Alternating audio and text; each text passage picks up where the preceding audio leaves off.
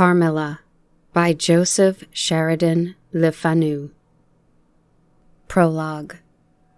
Upon a paper attached to the narrative which follows, Dr. Hesselius has written a rather elaborate note, which he accompanies with a reference to his essay on the strange subject which the MS illuminates. This mysterious subject he treats in that essay, with his usual learning and acumen, and with remarkable directness and condensation. It will form but one volume of series of that extraordinary man's collected papers. As I publish the case in this volume, simply to interest the laity, I shall forestall the intelligent lady who relates it in nothing, and after due consideration I have determined, therefore, to abstain from presenting any précis of the learned doctor's reasoning, or extract from his statement on a subject which he describes as involving, not improbably, some of the profoundest arcana of our dual existence and its intermediates. I was anxious on discovering this paper to reopen the correspondence commenced by Dr. Hesselius so many years before, with a person so clever and careful as his informant seems to have been. Much to my regret, however, I found that she had died in the interval. She probably could have added little to the narrative which she communicates in the following pages with, so far as I can pronounce, such conscientious peculiarity. Chapter 1. An Early Fright. In Styria, we, though by no means magnificent people, inhabit a castle, or sklos. A small income in that part of the world goes a great way. 800 or 900 a year does wonders. Scantily enough, ours would have answered among wealthy people at home. My father is English, and I bear an English name, although I never saw England. But here in this lonely and primitive place, where everything is so marvelously cheap, I really don't see however much more money would at all materially add to our comforts, or even luxuries. My father was in the Austrian service, and retired upon a pension and his patrimony, and purchased this feudal residence and the small estate on which it stands. A bargain. Nothing can be more picturesque or solitary. It stands on a slight eminence in a forest. The road, very old and narrow, passes in front of its drawbridge, never raised in my time, and its moat, stocked with perch, and sailed over by many swans, and floating on its surface, white fleets of water lilies. Over this, the sklos shows its many-windowed front, its towers, and its Gothic chapel. The forest opens in an irregular and very picturesque glade before its gate, and at the right and steep Gothic bridge carries the road over a stream that winds in deep shadow through the wood. I have said that this is a very lonely place. Judge whether I say truth. Looking from the hall door towards the road, the forest in which our castle stands extends 15 miles to the right and 12 to the left. The nearest inhabited village is about 7 of your English miles to the left. The nearest inhabited sklos of any historic associations is that of old General Spieseldorf, nearly 20 miles away to the right. I have said the nearest inhabited village, because there is only 3 miles westward, that is to say in the direction of General Spieseldorf's sklos, a ruined village, with its quaint little church, now roofless, in the aisles of which are the mouldering tombs of the proud family of Karnstein, now extinct, who once owned the equally desolate chateau, which in the thick of the forest overlooks the silent ruins of the town. Respecting the cause of the desertion of this striking and melancholy spot, there is a legend which I shall relate to you another time. I must tell you now how very small is the party who constitute the inhabitants of our castle. I don't include servants or those dependents who occupy rooms in the building attached to the sklos. Listen and wonder. My father, who is the kindest man on earth, but growing old, and I, at the date of my story only 19, 8 years have passed since then. I and my father constituted the family at the sklos. My mother, a Styrian lady, died in my infancy, but I had a good-natured governess who had been with me from, I must almost say, my infancy. I could not remember a time when her fat, benigant face was not a familiar picture in my memory. This was Madame Perrodon, a native of Bern, whose care and good nature now in part supplied to me the loss of my mother, whom I do not remember, so early I lost her. She made a third at our little dinner party. There was a fourth, Mademoiselle de la Fontaine, a lady such as you term, I believe, a finishing governess. She spoke French and German, Madame Perrodon French and broken English, to which my father and I added English, which, partly to prevent it becoming a lost language among us, and partly from patriotic motives, we spoke every day. The consequence was a babble at which strangers used to laugh and which I shall make no attempt to reproduce in this narrative. And there were 2 or 3 young lady friends besides, pretty nearly my own age, who were occasional visitors, for longer or shorter terms, and these visits I sometimes returned. These were our regular social resources, but of course there were chance visits from neighbors, of only 5 or 6 leagues distance. My life was, notwithstanding, rather a solitary one, I can assure you. My gouvernante had just so much control over me as you might conjecture such sage persons would have in case of a rather spoiled girl, whose only parent allowed her pretty nearly her own way in everything.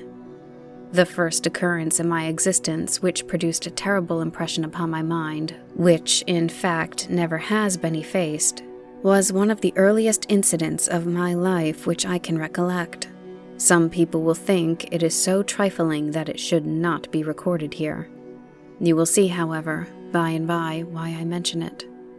The nursery, as it was called, though I had it all to myself, was a large room in the upper story of the castle, with a steep oak roof. I can have been more than 6 years old when one night I awoke, and looking round the room from my bed, failed to see the nursery maid. Neither was my nurse there, and I thought myself alone. I was not frightened, for I was one of those happy children who are stupendously kept in ignorance of ghost stories, of fairy tales, and of all such lore as makes us cover up our heads when the door cracks suddenly, or the flicker of an expiring candle makes the shadow of a bedpost dance upon the wall, nearer to our faces. I was vexed and insulted at finding myself, as I conceived, neglected, and I began to whimper, preparatory to a hearty bout of roaring, when, to my surprise, I saw a solemn but very pretty face looking at me from the side of the bed. It was that of a young lady who was kneeling with her hands under the coverlet. I looked at her with a kind of pleased wonder and ceased whimpering. She caressed me with her hands and lay down beside me on the bed and drew me towards her, smiling. I felt immediately delightfully soothed and fell asleep again. I was wakened by a sensation as if 2 needles ran into my breast, very deep at the same moment, and I cried loudly. The lady started back with her eyes fixed on me, and then slipped down upon the floor and, as I thought, hid herself under the bed. I was now for the first time frightened, and I yelled with all my might and main. Nurse, nursery maid, housekeeper, all came running in, and hearing my story, they made light of it, soothing me all they could meanwhile. But, child as I was, I could perceive that their faces were pale, with an unwonted look of anxiety, and I saw them look under the bed and about the room, and peep under tables and pluck open cupboards, and the housekeeper whispered to the nurse, "Lay your head along that hollow in the bed. Someone did lie here, so sure as you did not. The place is still warm." I remember the nursery maid petting me, and all 3 examining my chest where I told them I felt the puncture, and pronouncing that there was no sign visible that any such thing had happened to me. The housekeeper and the 2 other servants who were in charge of the nursery remained sitting up all night, and from that time a servant always sat up in the nursery until I was about 14. I was very nervous for a long time after this. A doctor was called in. He was pallid and elderly. How well I remember his long, saturnine face, slightly pitted with smallpox, and his chestnut wig. For a good while, every second day, he came and gave me medicine, which of course I hated. The morning after I saw this apparition, I was in a state of terror and could not bear to be left alone, daylight though it was, for a moment. I remember my father coming up and standing at the bedside and talking cheerfully, asking the nurse a number of questions, and laughing very heartily at one of the answers, and patting me on the shoulder, and kissing me, and telling me not to be frightened, that it was nothing but a dream and could not hurt me. But I was not comforted, for I knew the visit of the strange woman was not a dream, and I was awfully frightened. I was a little consoled by the nursery maids assuring me that it was she who had come and looked at me, and lain down beside me in the bed, and that I must have been half dreaming not to have known her face. But this, though, supported by the nurse, did not quite satisfy me.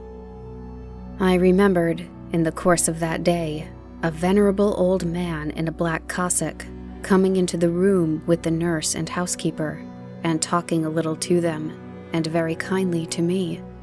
His face was very sweet and gentle, and he told me they were going to pray, and I joined my hands together, and desired me to say, softly, while they were praying, "Lord, hear all good prayers for us, for Jesus' sake."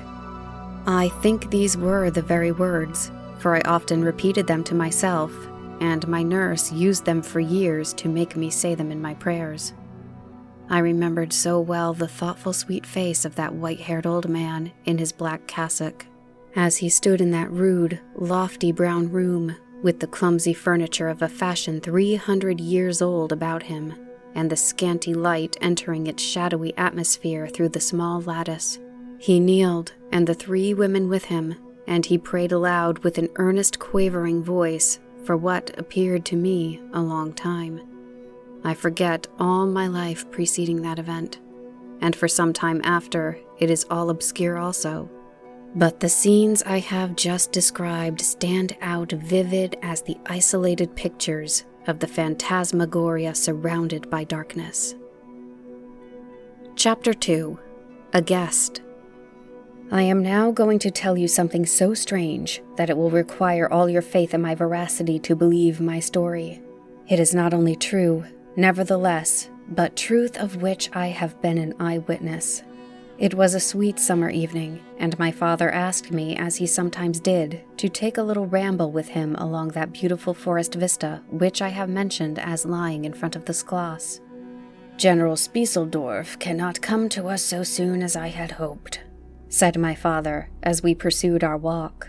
He was to have paid us a visit of some weeks, and we had expected his arrival next day. He was to have brought with him a young lady, his niece and ward, Mademoiselle Reinfeldt, whom I had never seen, but whom I had heard described as a very charming girl, and in whose society I had promised myself many happy days. I was more disappointed than a young lady living in a town or a bustling neighborhood could possibly imagine. This visit and the new acquaintance it promised had furnished my daydream for many weeks. "And how soon does he come?" I asked. "Not till autumn. Not for 2 months, I dare say," he answered. "And I am very glad now, dear, that you never knew Mademoiselle Reinfeldt." "And why?" I asked, both mortified and curious. "Because the poor young lady is dead," he replied. "I quite forgot I had not told you, but you were not in the room when I received the General's letter this evening." I was very much shocked. General Spieseldorf had mentioned in his first letter 6 or 7 weeks before that she was not so well as he would wish her, but there was nothing to suggest the remotest suspicion of danger. "Here is the General's letter," he said, handing it to me. "I am afraid he is in great affliction. The letter appears to me to have been written very nearly in distraction." We sat down on a rude bench under a group of magnificent lime trees. The sun was setting with all its melancholy splendor behind the sylvan horizon, and the stream that flows beside our home and passes under the steepled bridge I have mentioned wound through many a group of noble trees, almost at our feet, reflecting in its current the fading crimson of the sky.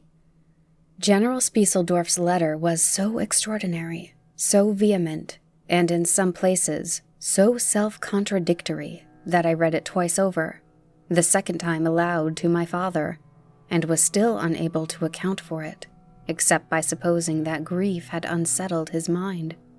It said, "I have lost my darling daughter, for as such I loved her. During the last days of dear Bertha's illness, I was not able to write to you. Before then, I had no idea of her danger. I have lost her, and now learn all too late. She died in the peace of innocence, and in the glorious hope of a blessed futurity. The fiend who betrayed our infatuated hospitality has done it all. I thought I was receiving into my house innocence, gaiety, a charming companion for my lost Bertha. Heavens, what a fool I have been. I thank God my child died without a suspicion of the cause of her sufferings. She is gone without so much as conjecturing the nature of her illness, and the accursed passion of the agent of all this misery. I devote my remaining days to tracking and extinguishing a monster. I am told I may hope to accomplish my righteous and merciful purpose. At present, there is scarcely a gleam of light to guide me. I curse my conceited incredulity, my despicable affectation of superiority, my blindness, my obstinacy. All too late. I cannot write or talk collectedly now. I am distracted. So soon as I shall have a little recovered, I mean to devote myself for a time to enquiry, which may possibly lead me as far as Vienna. Sometime in the autumn, 2 months hence, or earlier if I live, I will see you. That is, if you permit me. I will then tell you all that I scarce dare put upon paper now. Farewell. Pray for me, dear friend." In these terms ended the strange letter. Though I had never seen Bertha Reinfeldt, my eyes filled with tears at the sudden intelligence. I was startled as well as profoundly disappointed. The sun had now set, and it was twilight by the time I had returned the General's letter to my father. It was a soft, clear evening, and we loitered, speculating upon the possible meanings of the violent and incoherent sentences which I had just been reading. We had nearly a mile to walk before reaching the road that passes the Schloss in front, and by that time the moon was shining brilliantly. At the drawbridge we met Madame Perrodon and Mademoiselle de la Fontaine, who had come out without their bonnets to enjoy the exquisite moonlight. We heard their voices gabbling in animated dialogue as we approached. We joined them at the drawbridge and turned about to admire with them the beautiful scene. The glade through which we had just walked lay before us. At our left, the narrow road wound away under clumps of lordly trees, and was lost to the sight amid the thickening forest. At the right, the same road crosses the steep and picturesque bridge, near which stands a ruined tower, which once guarded that pass, and beyond the bridge an abrupt eminence rises, covered with trees, and showing in the shadows some gray ivy-clustered rocks. Over the sward and low grounds a thin film of mist was stealing like smoke, marking the distances with a transparent veil, and here and there we could see the river faintly flashing in the moonlight. No softer, sweeter scene could be imagined. The news I had just heard made it melancholy, but nothing could disturb its character of profound serenity and the enchanted glory and vagueness of the prospect. My father, who enjoyed the picturesque, and I stood looking in silence over the expanse beneath us. The 2 good governesses, standing a little way behind us, discoursed upon the scene, and were eloquent upon the moon. Madame Perrodon was fat, middle-aged, and romantic, and talked and sighed poetically. Mademoiselle de la Fontaine, in front of her father, who was a German, assumed to be psychological, metaphysical, and something of a mystic. now declared that when the moon shone with a light so intense, it was well known that it indicated a special spiritual activity. The effect of the full moon in such a state of brilliancy was manifold. It acted on dreams. It acted on lunacy. It acted on nervous people. It had marvelous physical influences connected with life. Mademoiselle related that her cousin, who was a mate of a merchant ship, having taken a nap on deck on such a night, lying on his back with his face full in the light of the moon, had wakened after a dream of an old woman clawing him by the cheek, with his features horribly drawn to one side, and his countenance had never quite recovered its equilibrium.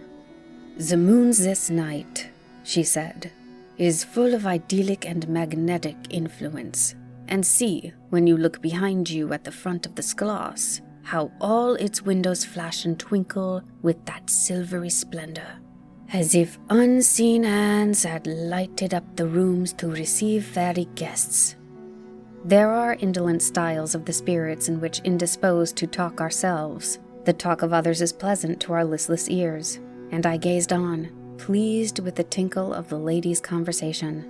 "I have got into one of my moping moods tonight," said my father, after a silence and quoting Shakespeare, whom, by the way of keeping up our English, he used to read aloud. He said, "In truth, I know not why I am so sad. It wearies me, you say it wearies you, but how I got it, came by it. I forget the rest, but I feel as if some great misfortune were hanging over us. I suppose the poor General's afflicted letter has something to do with it." At this moment, the unwanted sound of carriage wheels and many hoofs upon the road arrested our attention. They seemed to be approaching from the high ground overlooking the bridge, and very soon the equipage emerged from that point. 2 horsemen first crossed the bridge. Then came a carriage drawn by 4 horses, and 2 men rode behind. It seemed to be the traveling carriage of a person of rank, and we were all immediately absorbed in watching that very unusual spectacle.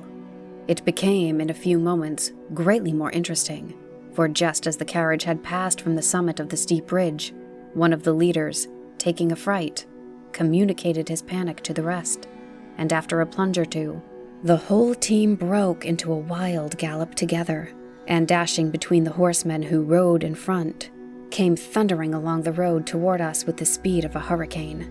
The excitement of the scene was made more painful by the clear, long-drawn screams of a female voice from the carriage window. We all advanced in curiosity and horror, me rather in silence, the rest with various ejaculations of terror. Our suspense did not last long. Just before you reach the castle drawbridge, on the route they were coming, there stands by the roadside a magnificent lime tree. On the other side stands an ancient stone cross, at the sight of which the horses, now going at a pace that was perfectly frightful, swerved as to bring the wheel over the projecting roots of the tree. I knew what was coming. I covered my eyes, unable to see it out, and turned my head away. At the same moment I heard a cry from my lady friends, who had gone on a little. Curiosity opened my eyes, and I saw a scene of utter confusion. 2 of the horses were on the ground. The carriage lay upon its side, with 2 wheels in the air. The men were busy removing the traces, and a lady with a commanding air and figure had got out and stood with clasped hands, raising the handkerchief that was in them every now and then to her eyes. Through the carriage door was now lifted a young lady, who appeared to be lifeless. My dear old father was already beside the elderly lady with his hat in his hand, evidently tendering his aid to the resources of his schloss. The lady did not appear to hear him, or to have eyes for anything but the slender girl who was being placed against the slope of the bank. I approached. The young lady was apparently stunned, but she was certainly not dead. My father, who piqued himself on being something of a physician, had just had his fingers on her wrist, and assured the lady, who declared herself her mother, that her pulse, though faint and irregular, was undoubtedly still distinguishable. The lady clasped her hands and looked upward, as if in a momentary transport of gratitude. But immediately she broke out again in that theatrical way which is, I believe, natural to some people. She was what is called a fine-looking woman for her time of life, and must have been handsome. She was tall but not thin, and dressed in black velvet, and looked rather pale, but with a proud and commanding countenance, though now agitated strangely. "Who was ever being so born to calamity?" I heard her say with clasped hands as I came up. "Here I am, on a journey of life and death, in prosecuting which to lose an hour is possibly to lose all. My child will not have recovered sufficiently to resume her route for who can say how long. I must leave her. I cannot, dare not delay. How far on, sir, can you tell is the nearest village? I must leave her there, and shall not see my darling, or even hear of her till my return 3 months hence." I plucked my father by the coat and whispered earnestly in his ear, "Oh, Papa, pray ask her to let her stay with us. It would be so delightful. Do pray." "If Madam will entrust her child to the care of my daughter and her good governante, Madame Perdon, and permit her to remain as our guest under my charge until her return, it will confer a distraction and an obligation upon us, and we shall treat her with all the care and devotion which so sacred a trust deserves." "I cannot do that, sir. It would be to task your kindness and chivalry too cruelly," said the lady distractedly. "It would, on the contrary, be to confer on us a very great kindness at the moment when we most need it. My daughter has just been disappointed by a cruel misfortune in a visit from which she had long anticipated a great deal of happiness. If you confide this young lady to our care, it will be her best consolation. The nearest village on your route is distant, and affords no such inn as you could think of placing your daughter at. You cannot allow her to continue her journey for any considerable distance without danger. If, as you say, you cannot suspend your journey, you must part with her tonight, and nowhere could you do so with more honest assurance of care and tenderness than here." There was something in this lady's air and appearance so distinguished and even imposing, and in her manner so engaging, as to impress one, quite apart from the dignity of her equipage, with a conviction that she was a person of consequence. By this time, the carriage was replaced in its upright position, and the horses, quite tractable, in the traces again. The lady threw on her daughter a glance which I fancied was not quite so affectionate as one might have anticipated from the beginning of the scene. Then she beckoned slightly to my father, and withdrew 2 or 3 steps with him out of hearing, and talked to him with a fixed and stern countenance, not at all like that with which she had hitherto spoken. I was filled with wonder that my father did not seem to perceive the change, and also unspeakably curious to learn what it could be that she was speaking, almost in his ear, with so much earnestness and rapidity. 2 or 3 minutes at most I think she remained thus employed. Then she turned, and a few steps brought her to where her daughter lay, supported by Madame Perrodon. She kneeled beside her for a moment and whispered, as Madame supposed, a little benediction in her ear. Then, hastily kissing her, she stepped into her carriage. The door was closed. The footmen in stately liveries jumped up behind. The outriders spurred on. The postilions cracked their whips. The horses plunged and broke suddenly into a furious canter that threatened soon again to become a gallop, and the carriage whirled away, followed at the same rapid pace by the 2 horsemen in the rear. Chapter 3. We compare notes. We followed the cortege with our eyes until it was swiftly lost to sight in the misty wood, and the very sound of the hooves and the wheels died away in the silent night air. Nothing remained to assure us that the adventure had not been an illusion of a moment but the young lady, who just at that moment opened her eyes. I could not see, for her face was turned from me, but she raised her head, evidently looking about her, and I heard a very sweet voice ask complainingly, "Where is Mamma?" Our good Madame Perrodon answered tenderly and added some comfortable assurances. I then heard her ask, "Where am I? What is this place?" And after that she said, "I don't see the carriage. And Matska? Where is she?" Madame answered all her questions in so far as she understood them, And gradually the young lady remembered how the misadventure came about, and was glad to hear that no one in or in attendance on the carriage was hurt. And on learning that her mamma had left her here till her return in about 3 months, she wept. I was going to add my consolations to those of Madame Perrodon, when Mademoiselle de la Fontaine placed her hand upon my arm, saying, "Don't approach. One at a time is as much as she can at present converse with. A very little excitement would possibly overpower her now." As soon as she is comfortable in bed, I thought, I will run up to her room and see her. My father in the meantime had sent a servant on horseback for the physician, who lived about 2 leagues away, and a bedroom was being prepared for the young lady's reception. The stranger now rose, and leaning on Madame's arm, walked slowly over the drawbridge and into the castle gate. In the hall, servants waited to receive her, and she was conducted forthwith to her room. The room we usually sat in, as our drawing room is long, having 4 windows that looked over the moat and drawbridge, upon the forest scene I have just described. It is furnished in old carved oak with large carved cabinets, and the chairs are cushioned with crimson Utrecht velvet. The walls are covered with tapestry and surrounded with great gold frames, the figures being as large as life in ancient and very curious costumes, and the subjects represented are hunting, hawking, and generally festive. It is not too stately to be extremely comfortable, and here we had our tea, for with his usual patriotic leanings, he insisted that the national beverage should make its appearance regularly with our coffee and chocolate. We sat here this night, and with candles lighted, were talking over the adventure of the evening. Madame Perrodon and Mademoiselle de la Fontaine were both of our party. The young stranger had hardly laid down in her bed when she sank into a deep sleep, and those ladies had left her in the care of a servant. "How do you like our guest?" I asked as soon as Madame entered. "Tell me all about her." "I like her extremely," answered Madame. "She is, I almost think, the prettiest creature I ever saw, about your age and so gentle and nice." "She is absolutely beautiful," threw in Mademoiselle, who had peeped for a moment into the stranger's room. "And such a sweet voice."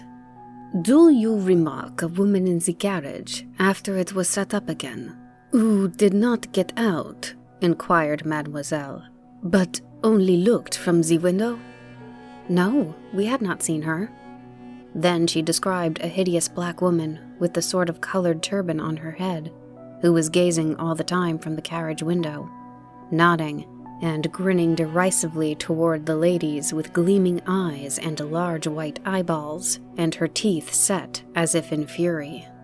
"Did you remark what an ill-looking pack of men the servants were?" asked Madame. "Yes," said my father, who had just come in. "Ugly, hangdog-looking fellows as ever I beheld in my life. I hope they mayn't rob the poor lady in the forest. They are clever rogues, however. They got everything to rights in a minute." "I dare say they are worn out with too long traveling," said Madame. "Besides looking wicked, their faces were so strangely lean and dark and sullen.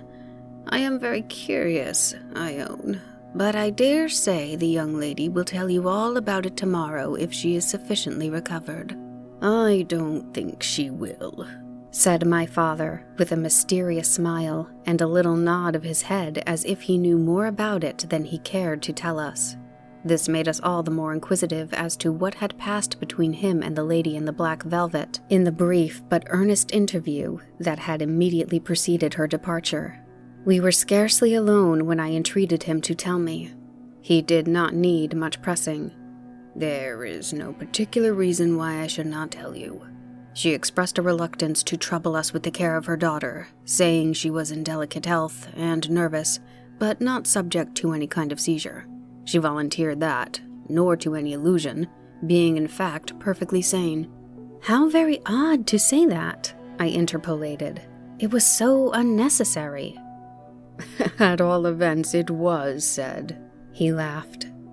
"And as you wish to know all that passed, which was indeed very little, I'll tell you. Then she said, I am making a long journey of vital importance." She emphasized the word rapid and secret. "I shall return for my child in 3 months. In the meantime, she will be silent as to who we are, whence we came, and whither we are traveling." That is all she said. She spoke very pure French. When she said the word secret, she paused for a few seconds, looking sternly, her eyes fixed on mine. "I fancy she makes a great point of that. You saw how quickly she was gone. I hope I have not done a very foolish thing in taking charge of the young lady." For my part, I was delighted. I was longing to see and talk to her, and only waiting till the doctor should give me leave. You who live in towns can have no idea how great an event the introduction of a new friend is, in such a solitude as surrounded us. The doctor did not arrive till nearly 1 o'clock, but I could no more have gone to my bed and slept than I could have overtaken on foot the carriage in which the princess in black velvet had driven away. When the physician came down to the drawing-room, it was to report very favorably upon his patient. She was sitting up, her pulse quite regular, apparently perfectly well. She had sustained no injury, and the little shock to her nerves had passed away quite harmlessly. There could be no harm, certainly, in my seeing her, if we both wished it, and, with this permission, I set forthwith to know whether she would allow me to visit her for a few minutes in her room. The servant returned immediately to say that she desired nothing more. You may be sure I was not long in availing myself of this permission. Our visitor lay in one of the handsomest rooms in the Schloss. It was, perhaps, a little stately. There was a somber piece of tapestry opposite the foot of the bed, representing Cleopatra with the asps at her bosom, and the other solemn classic scenes were displayed, a little faded, upon the other wall. But there was gold carving and rich and varied color enough in the other decorations of the room to more than redeem the gloom of the old tapestry. There were candles at the bedside. She was sitting up, her slender, pretty figure enveloped in the soft silk dressing gown, embroidered with flowers, and lined with thick, quilted silk, which her mother had thrown over her feet as she lay upon the ground. What was it that, as I reached the bedside, and had just begun my little greeting, struck me dumb in a moment, and made me recoil a step or two from before her? I will tell you. I saw the very face which had visited me in my childhood at night, which remained so fixed in my memory, and on which I had for so many years often ruminated with horror, when no one suspected of what I was thinking.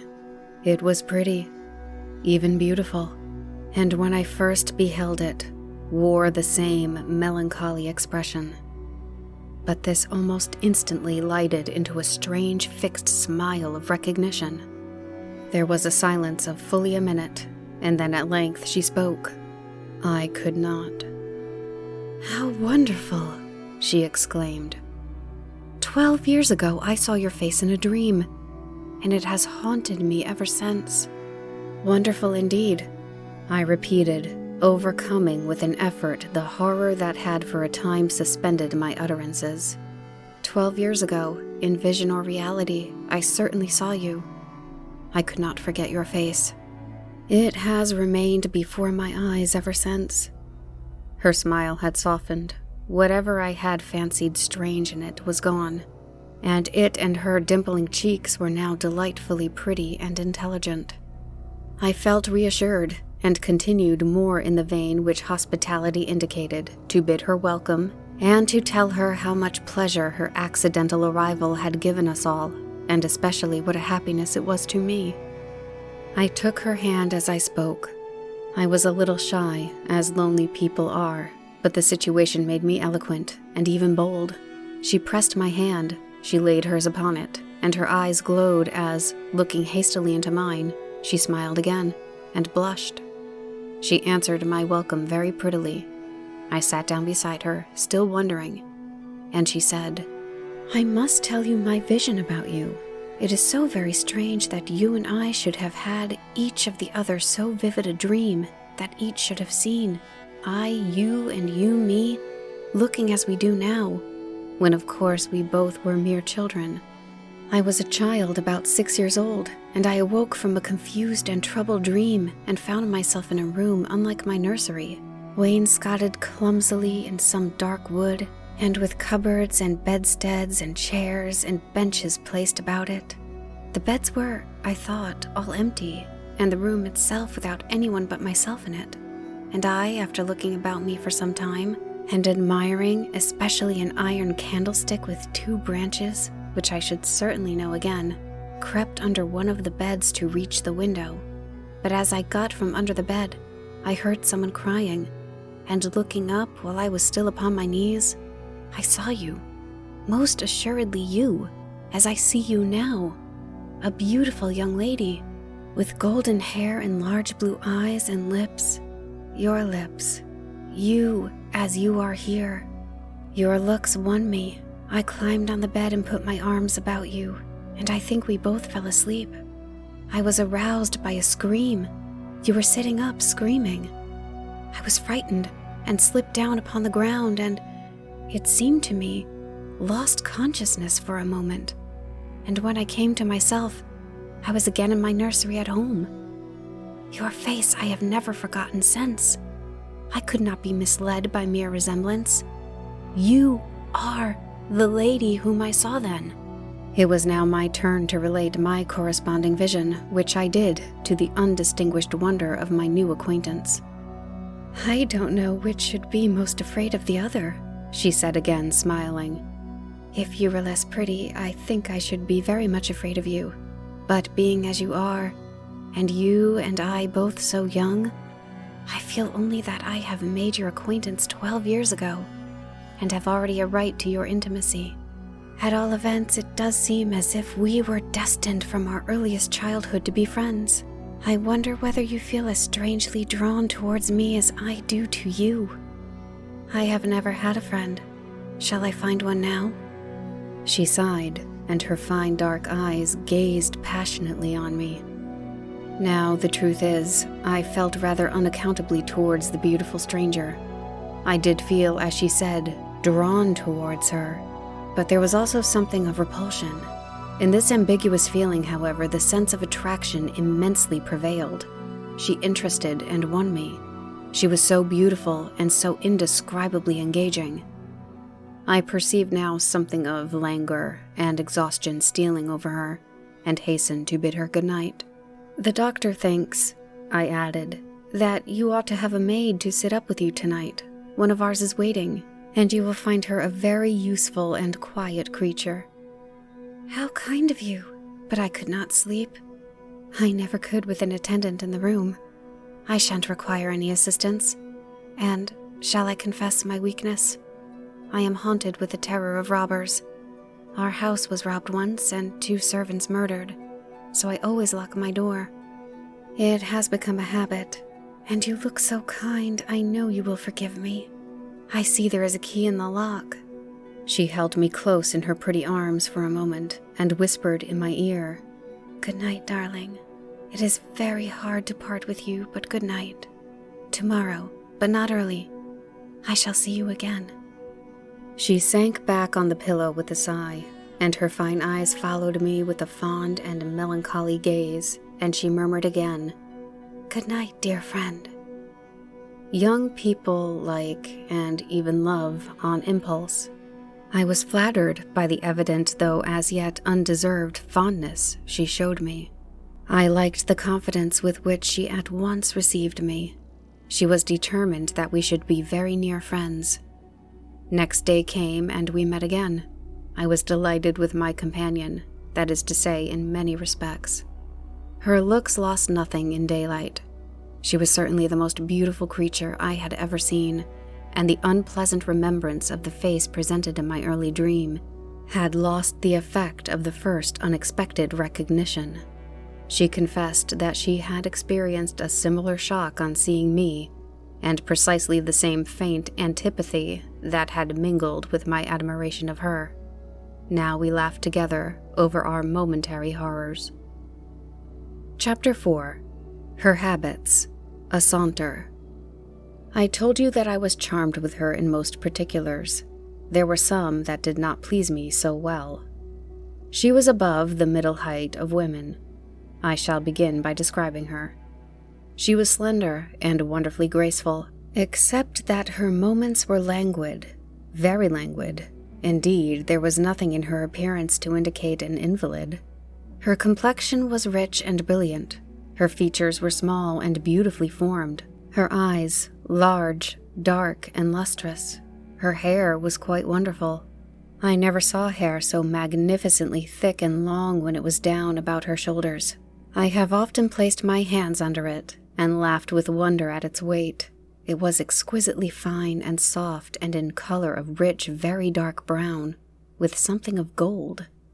I loved to let it down, tumbling with its own weight, as in her room she lay back in her chair, talking in her sweet low voice. I used to fold and braid it and spread it out and play with it. Heavens, if I had but known all. I said there were particulars which did not please me. I have told you that her confidence won me the first night I saw her, but I found that she exercised with respect to herself, her mother, her history, everything in fact connected with her life, plans, and people, an ever-wakeful reserve. I dare say I was unreasonable. Perhaps I was wrong. I dare say I ought to have respected the solemn injunction laid upon my father by the stately lady in black velvet. But curiosity is a restless and unscrupulous passion, and no one girl can endure, with patience, that hers should be baffled by another. What harm could it do anyone to tell me what I so ardently desired to know? Had she no trust in my good sense or honor? Why would she not believe me when I assured her so solemnly that I would not divulge one syllable of what she told me to any mortal breathing? There was a coldness, it seemed to me, beyond her years, in her smiling, melancholy, persistent refusal to afford me the least ray of light. I cannot say we quarreled upon this point, for she would not quarrel upon any. It was, of course, very unfair of me to press her, very ill-bred, but I really could not help it, and I might just as well have let it alone. What she did tell me amounted, in my unconscionable estimation, to nothing. It was all summed up in 3 very vague disclosures. First, her name was Carmilla. Second, her family was very ancient and noble. Third, her home lay in the direction of the west. She would not tell me the name of her family, nor their honorable bearings, nor the name of their estate, nor even that of the country they lived in. You are not to suppose that I worried her incessantly on these subjects. I watched opportunity, and rather insinuated than urged my inquiries. Once or twice, indeed, I did attack her more directly. But no matter what my tactics, utter failure was invariably the result. Reproaches and caresses were all lost upon her. But I must add this, that her evasion was conducted with so pretty a melancholy and deprecation, with so many and even passionate declarations of her liking for me, and trust in my honor, and with so many promises that I should at last know all, that I could not find it in my heart long to be offended with her. She used to place her pretty arms about my neck, draw me to her, and laying her cheek to mine, murmur with her lips near my ear, "Dearest, your little heart is wounded. Think me not cruel because I obey the irresistible law of my strength and weakness. If your dear heart is wounded, my wild heart bleeds with yours. In the rapture of my enormous humiliation, I live in your warm life, and you shall die. Die, sweetly die, into mine. I cannot help it as I draw near to you. You, in your turn, will draw near to others, and learn the rapture of that cruelty, which yet is love. So, for a while, seek to know no more of me and mine, but trust me with all your loving spirit." And when she had spoken such a rhapsody, she would press me more closely in her trembling embrace, and her lips in soft kisses gently glow upon my cheek. Her agitations and her language were unintelligible to me. From these foolish embraces, which were not of very frequent occurrence, I must allow, I used to wish to extricate myself, but my energies seemed to fail me. Her murmured words sounded like a lullaby in my ear and soothed my resistance into a trance, from which I only seemed to recover myself when she withdrew her arms. In these mysterious moods, I did not like her. I experienced a strange tumultuous excitement that was pleasurable ever and anon, mingled with a vague sense of fear and disgust. I had no distinct thoughts about her while such scenes lasted, but I was conscious of a love growing into adoration, and also of abhorrence. This I know is paradox, but I can make no other attempt to explain the feeling. I now write after an interval of more than 10 years with a trembling hand, with a confused and horrible recollection of certain occurrences and situations, in the ordeal through which I was unconsciously passing, though with a vivid and very sharp remembrance of the main current of my story. But I suspect in all lives there are certain emotional scenes, those in which our passions have been most wildly and terribly roused, that are of all others the most vaguely and dimly remembered. Sometimes, after an hour of apathy, my strange and beautiful companion would take my hand and hold it with a fond pressure, renewed again and again, blushing softly, gazing in my face with languid and burning eyes, and breathing so fast that her dress rose and fell with the tumultuous respiration. It was like the ardor of a lover. It embarrassed me. It was hateful and yet overpowering, and with gloating eyes she drew me to her, and her hot lips traveled along my cheek in kisses, and she would whisper almost in sobs, "You are mine. You shall be mine. You and I are one forever." Then she had thrown herself back in her chair, with her small hands over her eyes, leaving me trembling. "Are we related?" I used to ask. "What can you mean by all this? I remind you perhaps of someone whom you love, but you must not. I hate it. I don't know you. I don't know myself when you look so and talk so."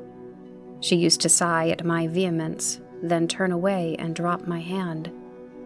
Respecting these very extraordinary manifestations, I strove in vain to form any satisfactory theory. I could not refer them to affection or trick. It was unmistakably the momentary breaking out of suppressed instinct and emotion. She was, notwithstanding her mother's volunteered denial, subject to brief visitations of insanity. Or was there here a disguise and a romance? I had read in old storybooks of such things. What if a boyish lover had found his way into the house and sought to prosecute his suit in masquerade with the assistance of a clever old adventuress? But there were many things against this hypothesis, highly interesting as it was to my vanity. I could boast of no little attentions such as masculine gallantry delights to offer. Between these passionate moments, there were long intervals of commonplace, of gaiety, of brooding melancholy, during which, except that I detected her eyes so full of melancholy fire, following me, at times I might have been as nothing to her. Except in these brief periods of mysterious excitement, her ways were girlish, and there was always a languor about her, quite incompatible with a masculine system in a state of health. In some respects, her habits were odd, perhaps not so singular in the opinion of a town lady like you, as they appeared to us rustic people. She used to come down very late, generally not till 1 o'clock. She would then take a cup of chocolate, but eat nothing. We then went out for a walk, which was a mere saunter, and she seemed, almost immediately, exhausted, and either returned to the schloss or sat on one of the benches that were placed here and there, among the trees. This was a bodily languor in which her mind did not sympathize. She was always an animated talker and very intelligent. She sometimes alluded for a moment to her own home, or mentioned an adventure or situation, or an early recollection, which indicated a people of strange manners, and described customs of which we knew nothing. I gathered from these chance hints that her native country was much more remote than I had first fancied. As we sat thus one afternoon under the trees, a funeral passed by. It was that of a pretty young girl whom I had often seen, the daughter of one of the rangers of the forest. The poor man was walking behind the coffin of his darling. She was his only child, and he looked quite heartbroken. Peasants walking 2 and 2 came behind. They were singing a funeral hymn. I rose to mark my respect as they passed and joined in the hymn they were very sweetly singing. My companion shook me a little roughly, and I turned, surprised. She said brusquely, "Don't you perceive how discordant that is?" "I think it's very sweet, on the contrary," I answered, vexed at the interruption and very uncomfortable, lest the people who composed the little procession should observe and resent what was passing. I resumed, therefore, instantly, and was again interrupted. "You pierce my ears," said Carmilla, almost angrily, and stopping her ears with her tiny fingers. "Besides, how can you tell your religion and mine are the same? Your forms wound me. I hate funerals. What a fuss. Why, you must die. Everyone must die. And all are happier when they do. Come home." "My father has gone on with the clergyman to the churchyard. I thought you knew she was to be buried today." "She? I don't trouble my head about peasants. I don't know who she is," answered Carmilla with a flash from her fine eyes. "She is the poor girl who fancied she saw a ghost a fortnight ago, and has been dying ever since, till yesterday, when she expired." "Tell me nothing about ghosts. I shan't sleep tonight if you do." "I hope there is no plague or fever coming. All this looks very like it," I continued. "The swineherd's young wife died only a week ago, and she thought something seized her by the throat as she lay in bed and nearly strangled her. Papa says such horrible fancies do accompany some forms of fever. She was quite well the day before. She sank afterwards and died before a week." "Well, her funeral is over, I hope, and her hymn sung, and our ears shan't be tortured by that discord and jargon. It has made me nervous. Sit down here beside me. Sit close. Hold my hand. Press it hard, hard, harder." We had moved a little back and had come to another seat. She sat down. Her face underwent a change that alarmed and even terrified me for a moment. It darkened and became horribly livid. Her teeth and hands were clenched, and she frowned and compressed her lips, while she stared down upon the ground at her feet, and trembled all over with a continued shudder as irrepressible as ague. All her energy seemed strained to suppress a fit, with which she was then breathlessly tugging, and at length a low, convulsive cry of suffering broke from her, and gradually the hysteria subsided. "There, that's what comes of strangling people with hymns," she said at last. Hold me still, it is passing away." And so gradually it did, and perhaps to dissipate the other somber impression which the spectacle had left upon me, she became unusually animated and chatty. And so we got home. This was the first time I had seen her exhibit any definable symptoms of that delicacy of health which her mother had spoken of. It was the first time also I had seen her exhibit anything like temper. Both passed away like a summer cloud, and never but once afterwards did I witness on her part a momentary sign of anger. I will tell you how it happened. She and I were looking out of one of the long drawing-room windows when there entered the courtyard, over the drawbridge, a figure of a wanderer whom I knew very well. He used to visit the Schloss generally twice a year. It was the figure of a hunchback, with the sharp lean features that generally accompany deformity. He wore a pointed black beard, and he was smiling from ear to ear, showing his white fangs. He was dressed in buff, black, and scarlet, and crossed with more straps and belts than I could count, from which hung all manner of things. Behind he carried a magic lantern and 2 boxes, which I well knew, in one of which was a salamander, and in the other a mandrake. These monsters used to make my father laugh. They were compounded of parts of monkeys, parrots, squirrels, fish, and hedgehogs, dried and stitched together with great neatness and startling effect. He had a fiddle, a box of conjuring apparatus, a pair of foils and masks attached to his belt, several other mysterious cases dangling about him, and a black staff with copper ferrules in his hand. His companion was a rough spare dog that followed at his heels, but stopped short suspiciously at the drawbridge, and in a little while began to howl dismally. In the meantime, the mountebank, standing in the midst of the courtyard, raised his grotesque hat and made us a very ceremonious bow, paying his compliments very volubly in execrable French and German not much better. Then, disengaging his fiddle, he began to scrape a lively air to which he sang with a merry discord, dancing with ludicrous airs and activity that made me laugh in spite of the dog's howling. Then he advanced to the window with many smiles and salutations, and his hat in his left hand, his fiddle under his arm, and with a fluency that never took a breath, he gabbled a long advertisement of all his accomplishments, and the resources of the various arts which he placed at our service, and the curiosities and entertainments which it was in his power, at our bidding, to display. "Will your ladyships be pleased to buy an amulet against the oupire, which is going like the wolf I hear through these woods?" he said, dropping his hat on the pavement. "They are dying of it right and left, and here is a charm that never fails, only pinned to the pillow, and you may laugh in his face." These charms consisted of oblong slips of vellum with cabalistic ciphers and diagrams upon them. Carmilla instantly purchased one, and so did I. He was looking up, and we were smiling down upon him, amused, at least, I can answer for myself. His piercing black eye, as he looked up in our faces, seemed to detect something that fixed for a moment his curiosity. In an instant he unrolled a leather case, full of all manner of odd little steel instruments. "See here, my lady," he said, displaying it, and addressing me. "I profess, among other things less useful, the art of dentistry."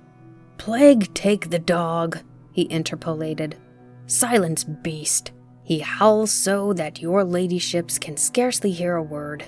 Your noble friend, the young lady at your right, has the sharpest tooth, long, thin, pointed, like an awl, like a needle.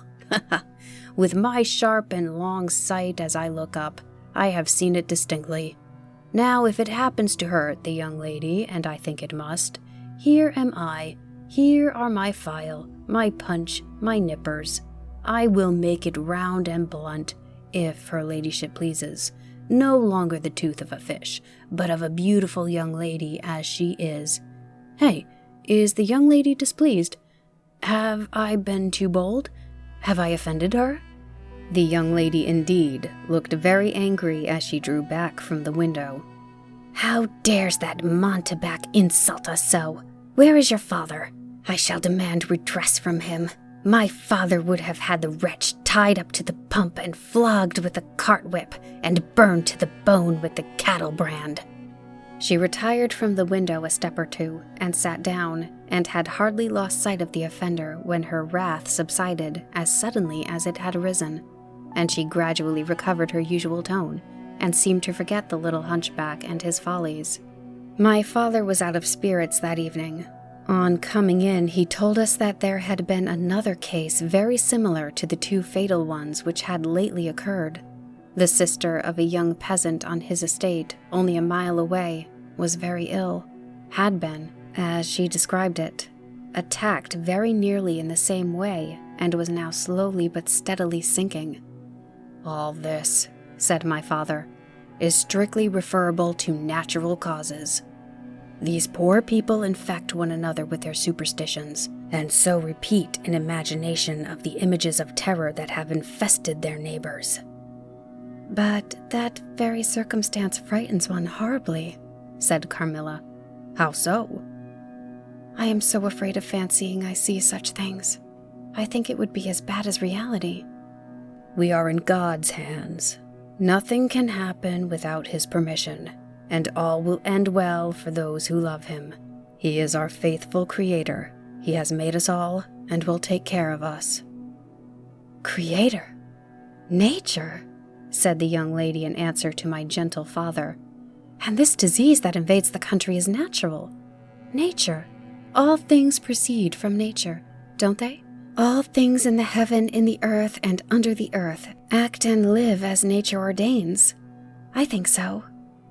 The doctor said he would come here today, said my father after a silence. I want to know what he thinks about it, and what he thinks we had better do. Doctors never did me any good, said Carmilla. Then you have been ill? I asked. More ill than ever you were, she answered. Long ago? Yes, a long time. I suffered from this very illness, but I forget all but my pain and weakness, and they were not so bad as are suffered in other diseases. You were very young then? I dare say, let us talk no more of it. Would you not wound a friend? She looked languidly in my eyes and passed her arm around my waist lovingly and led me out of the room. My father was busy over some papers near the window. Why does your papa like to frighten us? Said the pretty girl with a sigh and a little shudder. He doesn't, dear Carmilla. It is the very furthest thing from his mind. Are you afraid, dearest? I should be very much if I fancied there was any real danger of my being attacked as those poor people were. You are afraid to die? Yes, everyone is. But to die as lovers may... To die together so that they may live together? Girls are caterpillars while they live in the world, to be finally butterflies when the summer comes. But in the meantime, there are grubs and larvae, don't you see? Each with their peculiar propensities, necessities, and structure. So says Monsieur Buffon in his big book in the next room. Later in the day, the doctor came and was closeted with Papa for some time. He was a skillful man of 60 and upwards. He wore powder and shaved his pale face as smooth as a pumpkin. He and Papa emerged from the room together, and I heard Papa laugh and say as they came out, "Well, I do wonder at a wise man like you. What do you say to hippogriffs and dragons?" The doctor was smiling and made answer, shaking his head. "Nevertheless, life and death are mysterious states, and we know little of the resources of either." And so they walked on, and I heard no more. I did not then know what the doctor had been broaching, but I think I guess it now. Chapter 5. A Wonderful Likeness. This evening there arrived from Graz the grave, dark-faced son of the picture cleaner, with a horse and cart laden with 2 large packing cases, having many pictures in each. It was a journey of 10 leagues, and whenever a messenger arrived at the Schloss from our little capital of Graz, we used to crowd about him in the hall to hear the news. The arrival created in our secluded quarters quite a sensation. The cases remained in the hall, and the messenger was taken charge of by the servants till he had eaten his supper. Then, with assistants and armed with hammer, ripping chisel, and turnscrew, he met us in the hall, where we had assembled to witness the unpacking of the cases. Carmilla sat looking listlessly on, while one after the other, the old pictures, nearly all portraits, which had undergone the process of renovation, were brought to light. My mother was of an old Hungarian family, and most of these pictures, which were about to be restored to their places, had come to us through her. My father had a list in his hand, from which he read as the artist rummaged out of the corresponding numbers. I don't know that the pictures were very good, but they were undoubtedly very old, and some of them very curious also. They had for the most part the merit of being now seen by me, I may say, for the first time, for the smoke and dust of time had all but obliterated them. "There is a picture that I have not seen yet," said my father. "In one corner at the top of it is the name, as well as I could read, Marcia Karnstein, and the date 1698, and I am curious to see how it has turned out." I remembered it. It was a small picture about 1.5 feet high and nearly square without a frame, but it was so blackened by age that I could not make it out. The artist now produced it with evident pride. It was quite beautiful. It was startling. It seemed to live. It was the effigy of Carmilla. "Carmilla, dear, Here is an absolute miracle. Here you are, living, smiling, ready to speak in this picture. Isn't it beautiful, Papa? And see, even the little mole on her throat." My father laughed and said, "Certainly it is a wonderful likeness." But he looked away, and to my surprise, seemed but little struck by it, and went on talking to the picture cleaner, who was also something of an artist, and discoursed with intelligence about the portraits or other works, which his art had just brought into light and color, while I was more and more lost in the wonder, the more I looked at the picture. "Will you let me hang this picture in my room, Papa?" I asked. "Certainly, dear," said he, smiling. "I'm very glad you think it so like. It must be prettier even than I thought it, if it is."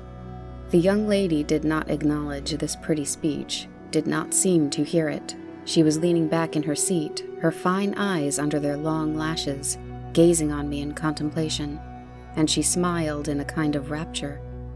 "And now you can read quite plainly the name that is written in the corner. It is not Marcia. It looks as if it was done in gold.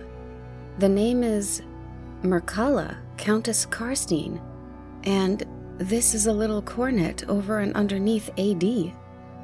1698. I am descended from the Karnsteins. That is, Mama was."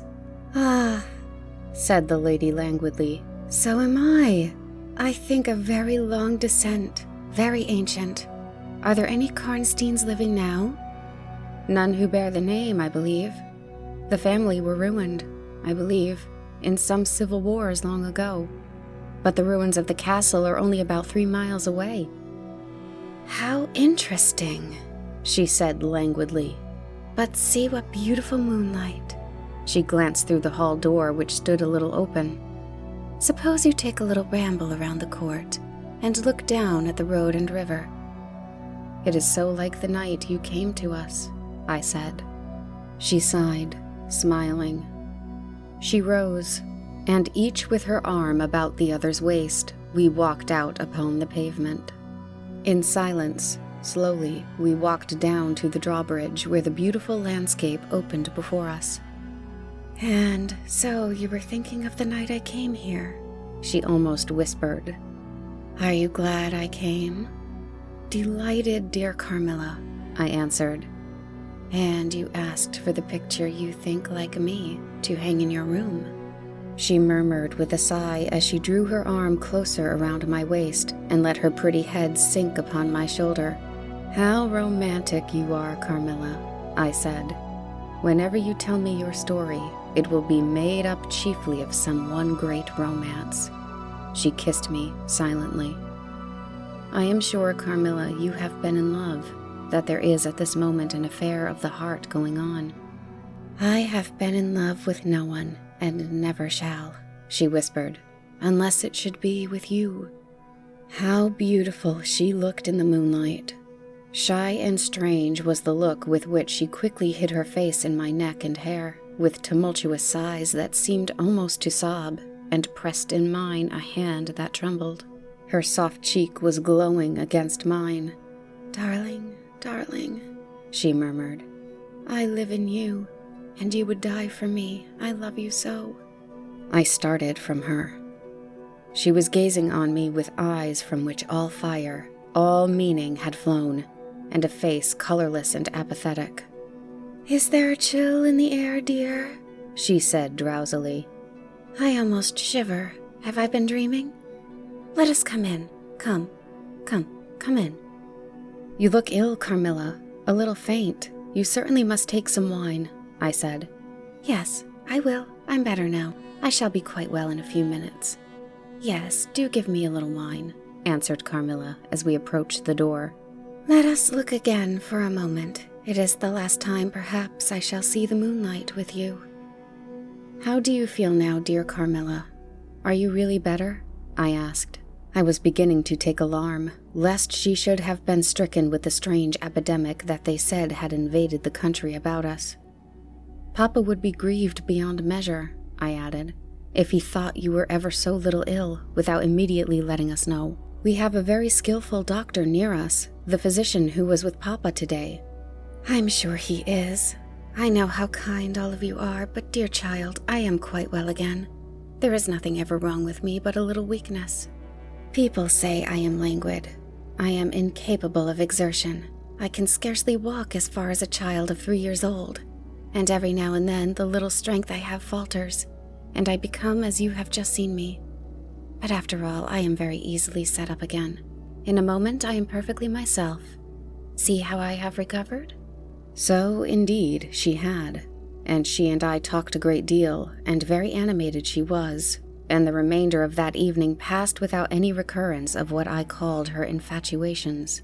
I mean, her crazy talk and looks which embarrassed and even frightened me. But there occurred that night an event which gave my thoughts quite a new turn, and seemed to startle even Carmilla's languid nature into momentary energy. Chapter 6. A very strange agony.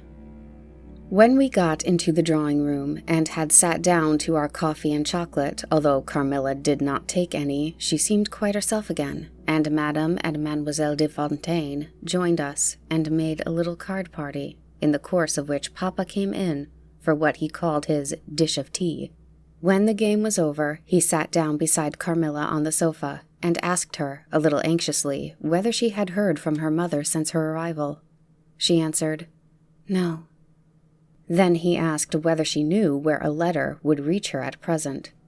"I cannot tell," she answered ambiguously, "but I have been thinking of leaving you.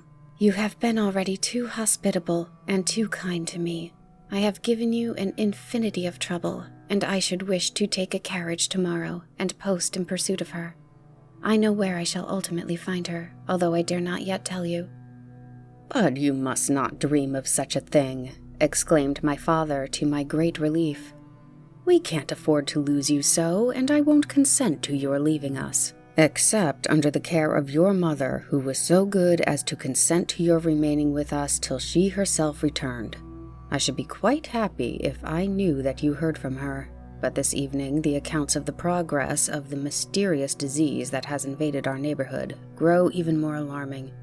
And my beautiful guest, I do feel the responsibility, unaided by advice from your mother, very much. But I shall do my best, and one thing is certain, that you must not think of leaving us without her distinct direction to that effect. We should suffer too much in parting from you to consent to it easily." "Thank you, sir, 1,000 times for your hospitality," she answered, smiling bashfully. "You have all been too kind to me. I have seldom been so happy in all my life before, as in your beautiful chateau, under your care, and in the society of your dear daughter." So he gallantly, in his old-fashioned way, kissed her hand, smiling and pleased at her little speech. I accompanied Carmilla as usual to her room, and sat and chatted with her while she was preparing for bed. "Do you think," I said at length, "that you will ever confide fully in me?"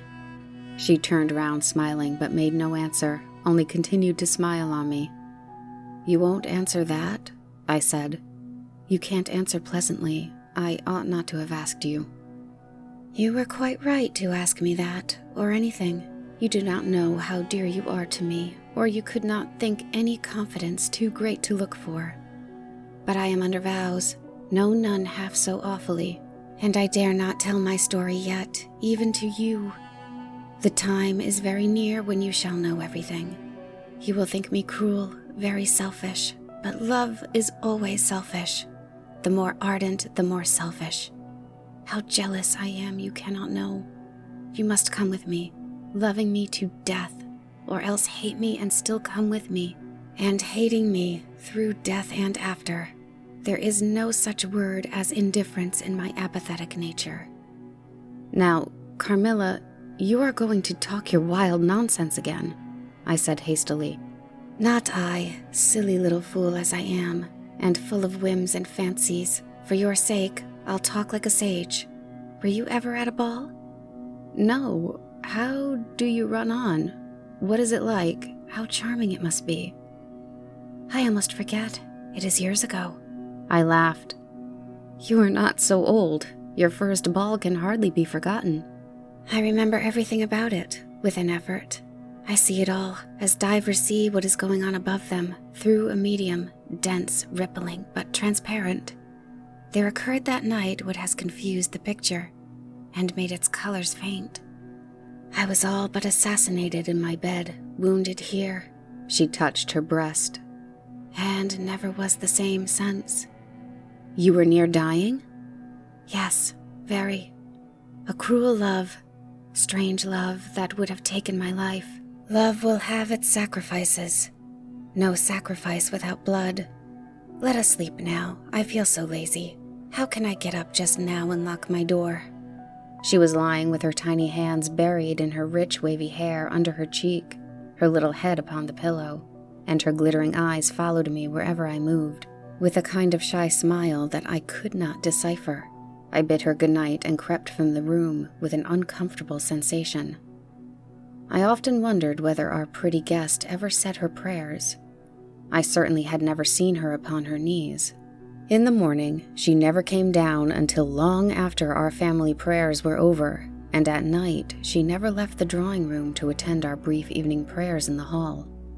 If it had not been that it had casually come out of one of our careless talks that she had been baptized, I should have doubted her being a Christian.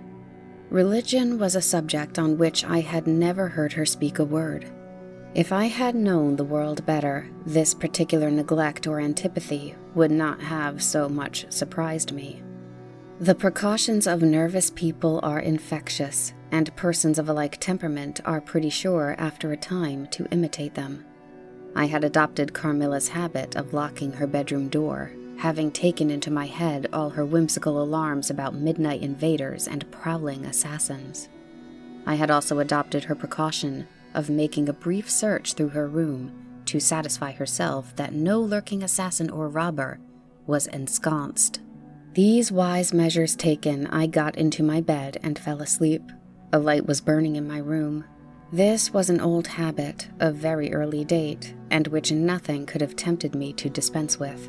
Thus fortified, I might take my rest in peace, but dreams come through stone walls, light up dark rooms, or darken light ones, and their persons make their exits and their entrances as they please, and laugh at locksmiths. I had a dream that night. That was the beginning of a very strange agony. I cannot call it a nightmare, for I was quite conscious of being asleep. But I was equally conscious of being in my room, and lying in bed precisely as I actually was.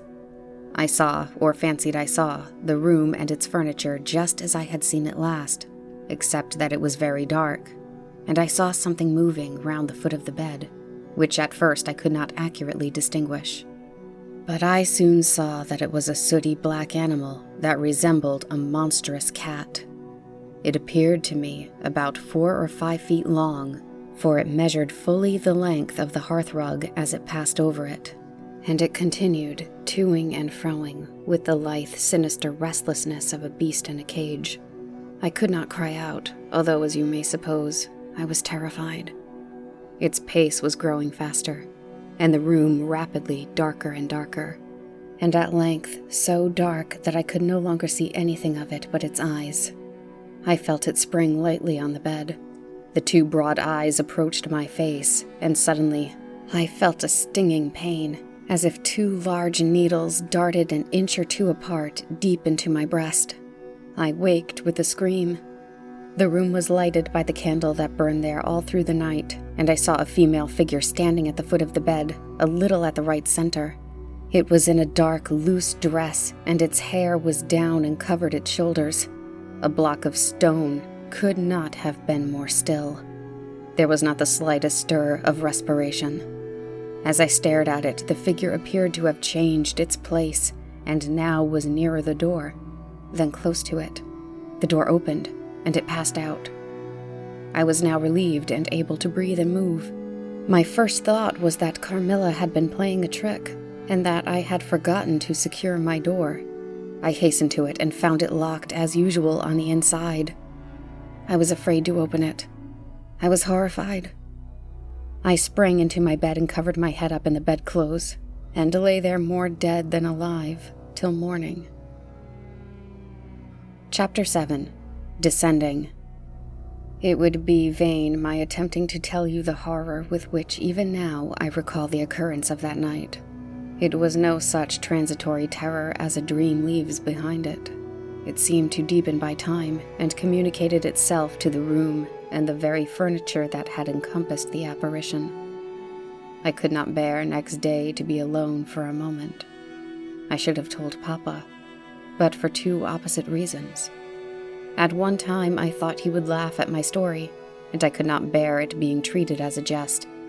And at another, I thought he might fancy that I had been attacked by a mysterious complaint which had invaded our neighborhood.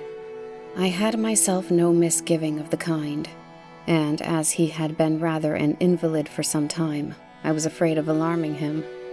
I was comfortable enough with my good-natured companions, Madame Perrodon and the vivacious Mademoiselle La Fontaine. They both perceived that I was out of spirits and nervous, and at length I told them what lay so heavy at my heart. Mademoiselle laughed, but I fancied that Madame Perrodon looked anxious. "By the by," said Mademoiselle, laughing, "the long-time tree walk behind Carmilla's bedroom window is haunted." "Nonsense!" exclaimed Madame, who probably thought the theme rather inopportune. "And who tells that story, my dear?" "Martin says that he came up twice, when the old yard gate was repaired before sunrise, and twice he saw the same female figure walking down the lime tree avenue. So he might well, as long as there are cows to milk in the river fields," said Madame. "I dare say, but Martin chooses to be frightened, and never did I see a fool more frightened." "You must not say a word about it to Carmilla, because she can see down that walk from her room window," I interposed. "And she is, if possible, a greater coward than I." Carmilla came down rather late than usual that day. "I was so frightened last night," she said, so soon as we're together. "And I am sure I should have seen something dreadful if it had not been for that charm I bought from the poor little hunchback whom I called such hard names. I had a dream of something black coming round my bed, and I awoke in a perfect horror, and I really thought for some seconds I saw a dark figure near the chimney-piece. But I felt under my pillow for my charm, and the moment my fingers touched it, the figure disappeared. And I felt quite certain, only that I had it by me, that something frightful would have made its appearance, and perhaps throttled me, as it did those poor people we heard of." "Well, listen to me," I began, and recounted my adventure, at the recital of which she appeared horrified. "And you had the charm near you?" she asked earnestly. "No, I had dropped it into a china vase in the drawing room, but I shall certainly take it with me tonight, as you have so much faith in it." At this distance of time, I cannot tell you or even understand how I overcame my horror so effectually as to lie alone in my room that night. I remember distinctly that I pinned the charm to my pillow. I fell asleep almost immediately and slept even more soundly than usual all night. Next night I passed as well. My sleep was delightfully deep and dreamless, but I wakened with a sense of lassitude and melancholy, which, however, did not exceed a degree that was almost luxurious. "Well, I told you so," said Carmilla when I described my quiet sleep. "I had such delightful sleep myself last night. I pinned the charm to the breast of my nightdress. It was too far away the night before. I am quite sure it was all fancy, except the dreams. I used to think that evil spirits made dreams, but our doctor told me it was no such thing, only a fever passing by, or some other malady, as they often do, he said, knocks at the door, and not being able to get in, passes on with that alarm." "And what do you think the charm is?" said I. "It has been fumigated or immersed in some drug, and is an antidote against the malaria," she answered. "Then it acts only on the body?" "Certainly. You don't suppose that evil spirits are frightened by bits of ribbon or the perfumes of a druggist shop? No. These complaints, wandering in the air, begin by trying the nerves, and so infect the brain. But before they can seize upon you, the antidote repels them. That, I am sure, is what the charm has done for us. It is nothing magical. It is simply natural." I should have been happier if I could have quite agreed with Carmilla, but I did my best, and the impression was a little losing its force. For some nights I slept profoundly, but still every morning I felt the same lassitude, and a languor weighed upon me all day. I felt myself a changed girl. A strange melancholy was stealing over me, a melancholy that I would not have interrupted. Dim thoughts of death began to open, and an idea that I was slowly sinking took gentle and somehow not unwelcome possession of me. If it was sad, the tone of mind which was induced was also sweet. Whatever it might be, my soul acquiesced in it. I would not admit that I was ill. I would not consent to tell my papa, or to have the doctor sent for. Carmilla became more devoted to me than ever, and her strange paroxysms of languid adoration more frequent. She used to gloat on me with increasing ardor the more my strength and spirits waned. This almost shocked me, like a momentary glare of insanity. Without knowing it, I was now in a pretty advanced stage of the strangest illness under which mortal ever suffered. There was an unaccountable fascination in its earlier symptoms that more than reconciled me to the incapacitating effect of that stage of malady. This fascination increased for a time until it reached a certain point when gradually a sense of the horrible mingled itself with it, deepening as you shall hear until it discolored and perverted the whole state of my life. The first change I experienced was rather agreeable. It was near the turning point from which began the descent of avarice. Certain vague and strange sensations visited me in my sleep. The prevailing one was that pleasant, peculiar cold thrill which we feel in bathing when we move against the current of a river. This was soon accompanied by dreams that seemed interminable, and were so vague that I could never recollect their scenery and persons, or any one connected portion of their action. But they left an awful impression, and a sense of exhaustion, as if I had passed through a long period of great mental exertion and danger. After all these dreams were remained on waking a remembrance of having been in a place very nearly dark, and of having spoken to people whom I could not see, and especially of one clear voice of a female's, very deep, that spoke as if at a distance, slowly, and producing always the same sensation of indescribable solemnity and fear. Sometimes there came a sensation as if a hand was drawn softly along my cheek and neck. Sometimes it was as if warm lips kissed me, and longer and more lovingly as they reached my throat. But there the caress fixed itself. My heart beat faster, my breathing rose and fell rapidly and full drawn. A sobbing that rose into a sense of strangulation supervened and turned into a dreadful convulsion, in which my senses left me and I became unconscious. It was now 3 weeks since the commencement of this unaccountable state. My sufferings had, during the last week, told upon my appearance. I had grown pale. My eyes were dilated and darkened underneath, and the languor which I had long felt began to display itself in my countenance. My father asked me often whether I was ill, but with an obstinacy which now seems to me unaccountable, I persisted in assuring him that I was quite well. In a sense, this was true. I had no pain. I could complain of no bodily derangement. My complaint seemed to be one of the imagination, or the nerves, and horrible as my sufferings were, I kept them, with a morbid reserve, very nearly to myself. It could not be that terrible complaint which the peasants called the opium, for I had now been suffering for 3 weeks, and they were seldom ill for much more than 3 days, when death put an end to their miseries.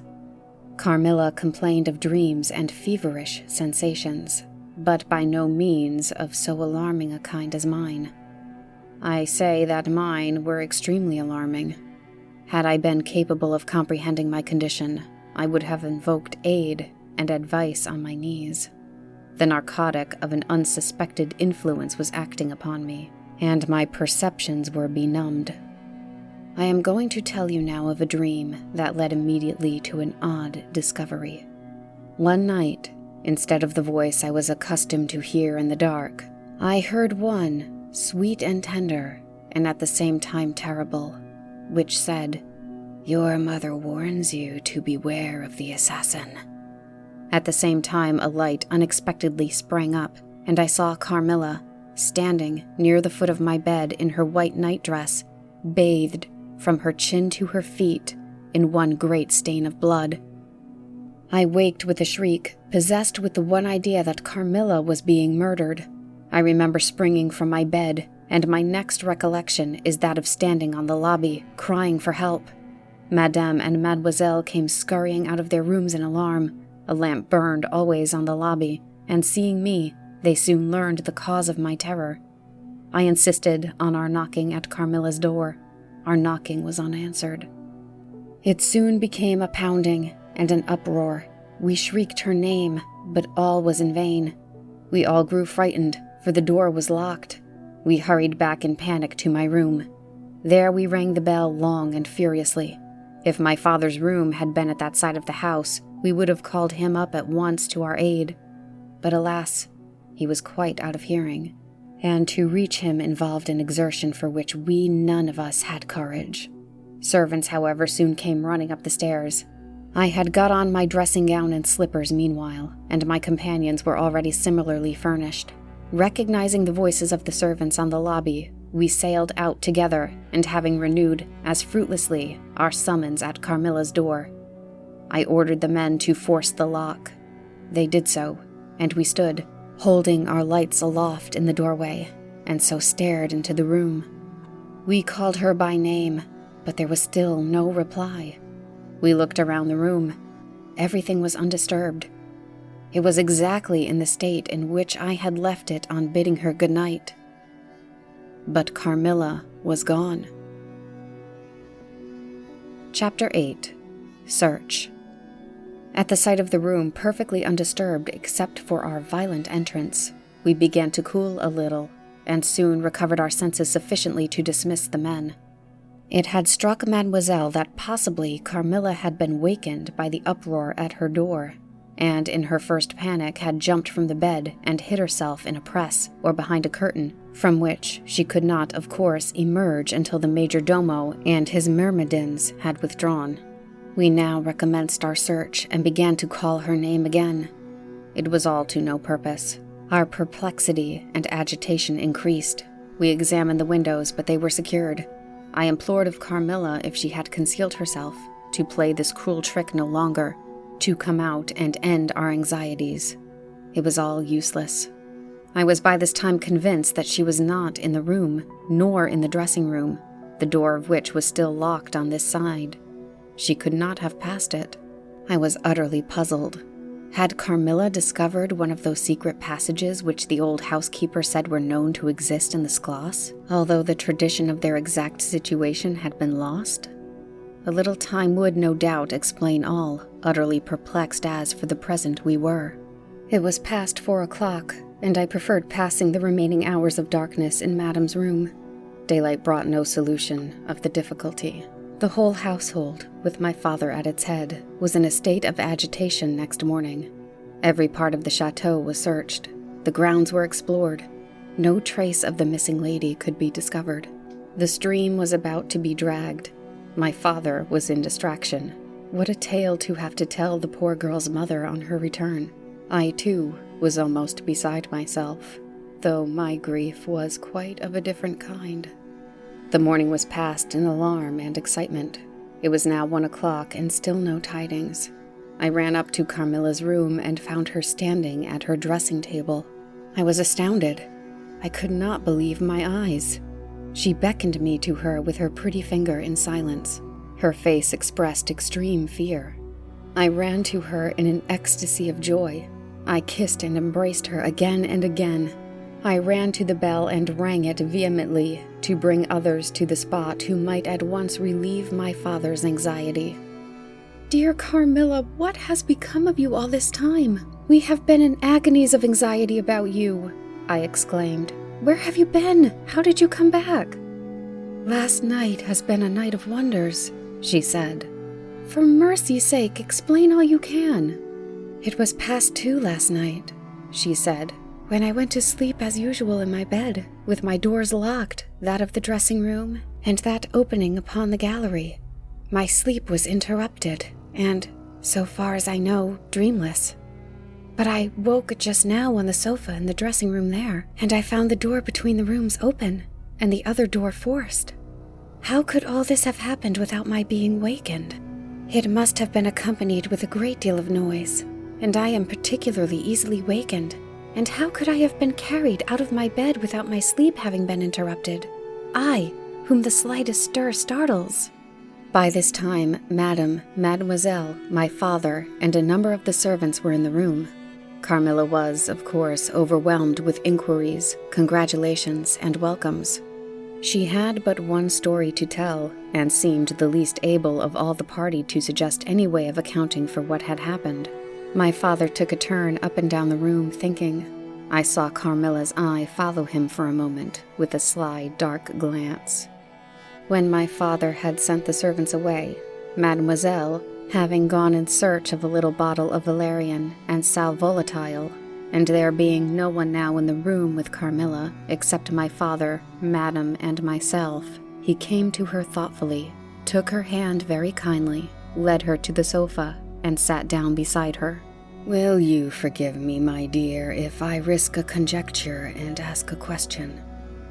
"Who can have a better right?" she said. "Ask what you please, and I will tell you everything. But my story is a simple one of bewilderment and darkness. I know absolutely nothing. Put any question you please, but you know, of course, the limitations Mama has placed me under." "Perfectly, my dear child. I need not approach the topics on which she desires our silence. Now, the marvel of last night consists in your having been removed from your bed and your room without being wakened, and this removal having occurred, apparently, while the windows were still secured, and the 2 doors locked upon the inside. I will tell you my theory and ask you a question." Carmilla was leaning on her hand dejectedly. Madame and I were listening breathlessly. "Now my question in this.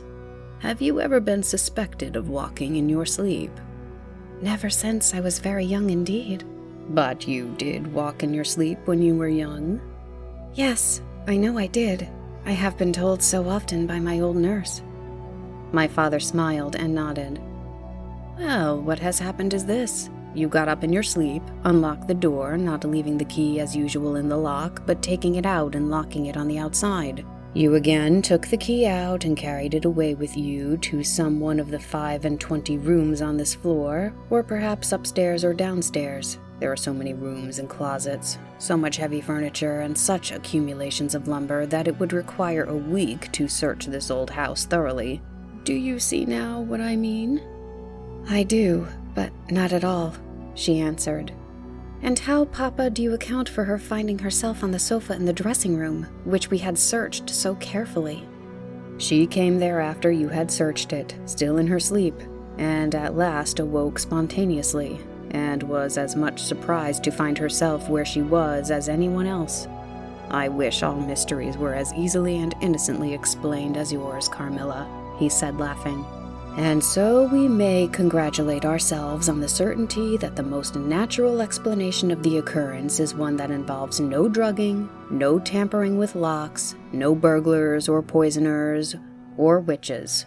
Nothing that need alarm Carmilla or anyone else for our safety." Carmilla was looking charmingly. Nothing could be more beautiful than her tints.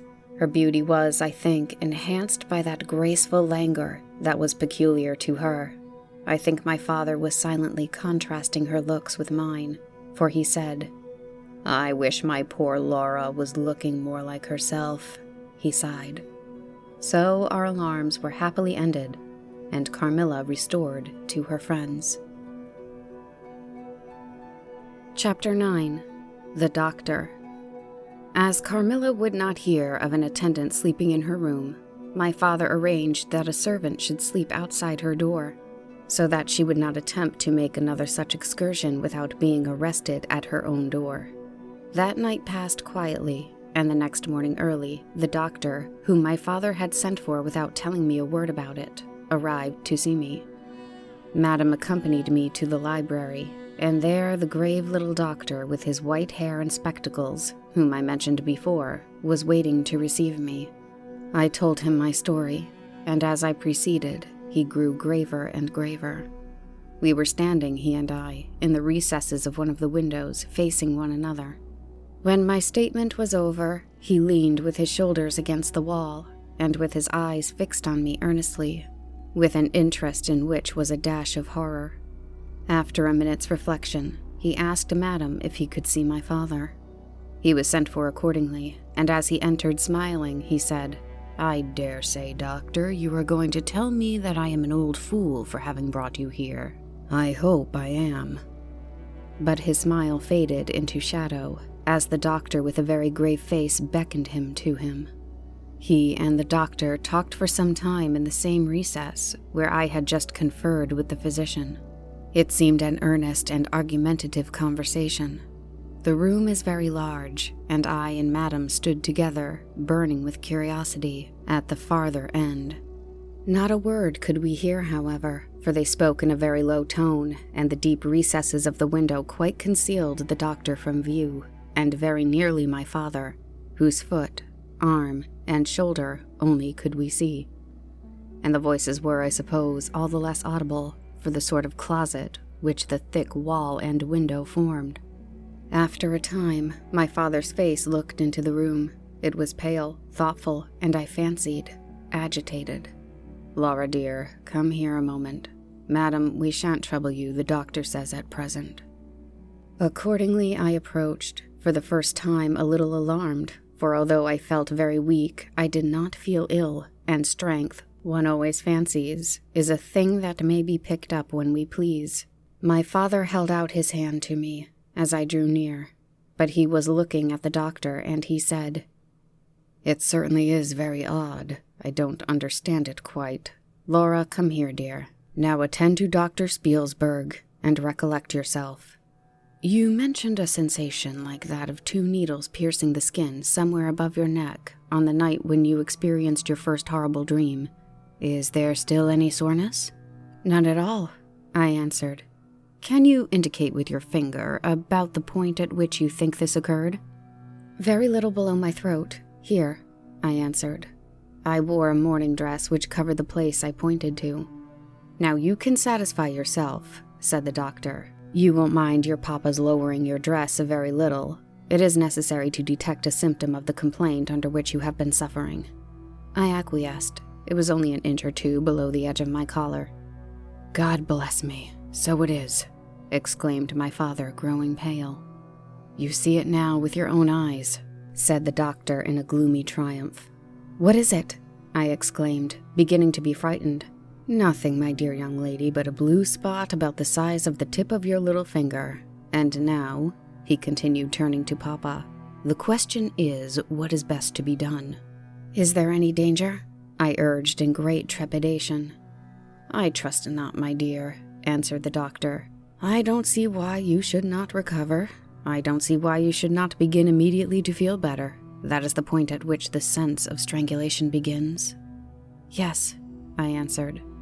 "And recollect as well as you can, the same point was a kind of center of that thrill which you described just now, like the current of a cold stream running against you?"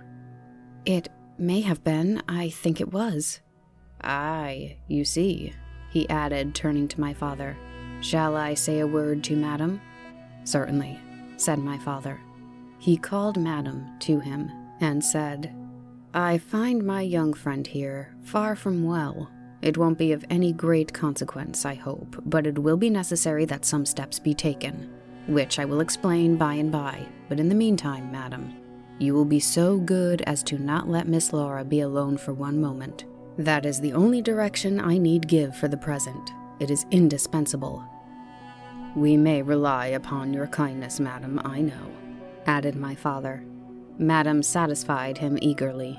"And you, dear Laura, I know you will observe the doctor's direction.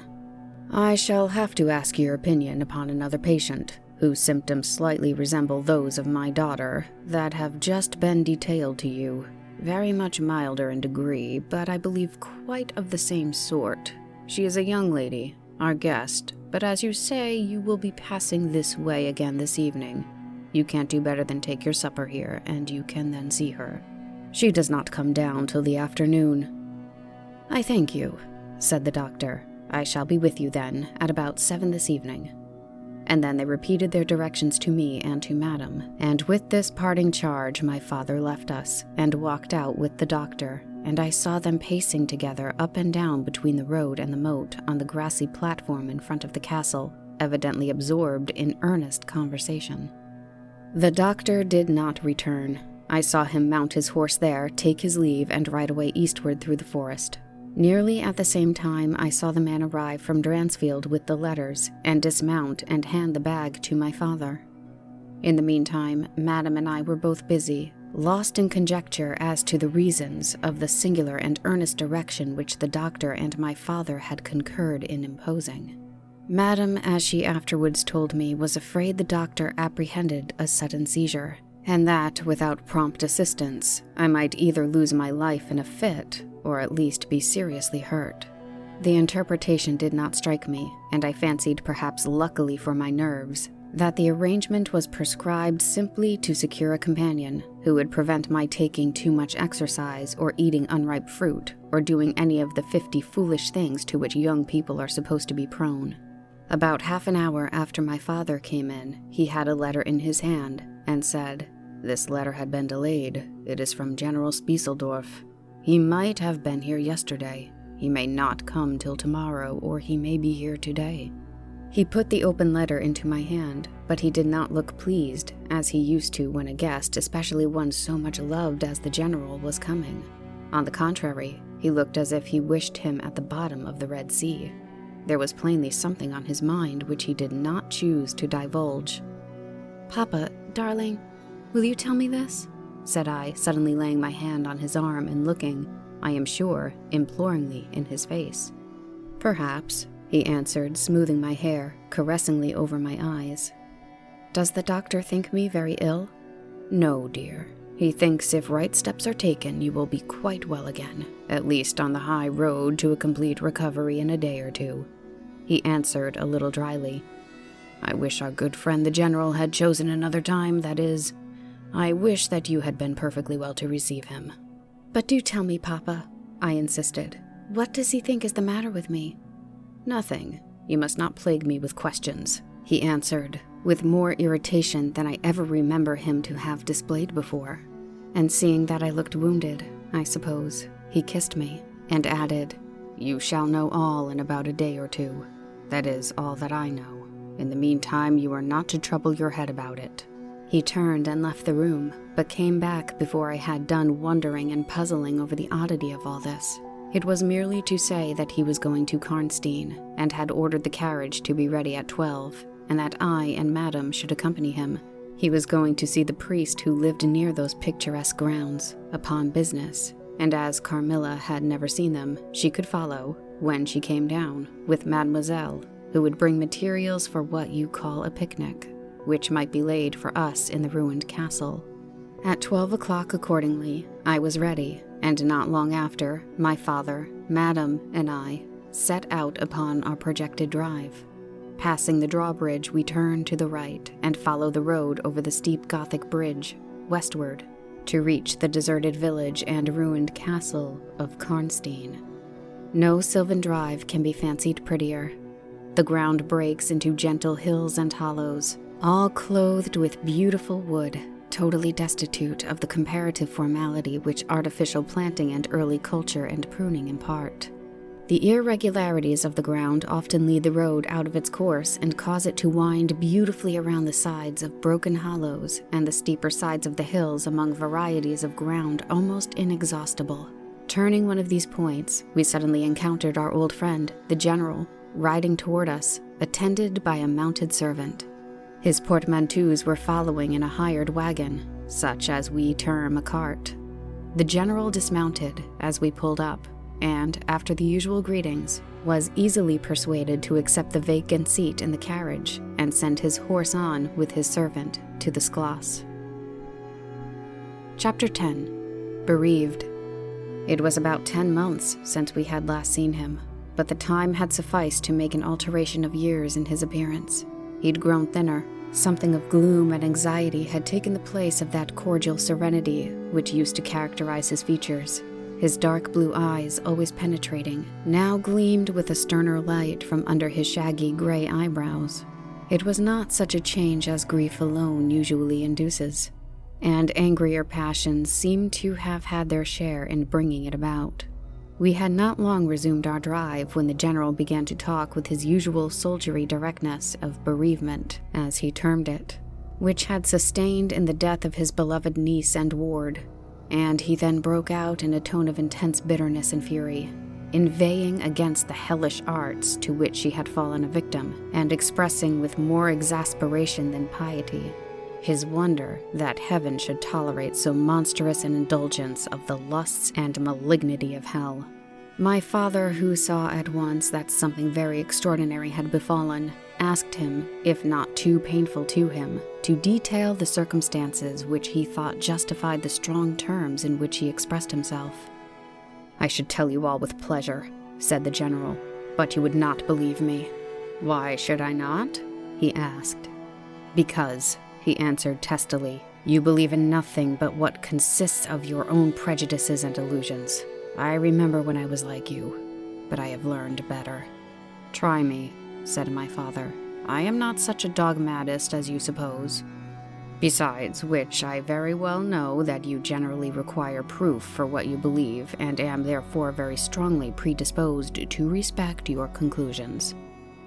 You are right in supposing that I have not been led lightly into a belief in the marvelous, for what I have experienced is marvelous, and I have been forced by extraordinary evidence to credit that which ran counter, diametrically, to all my theories.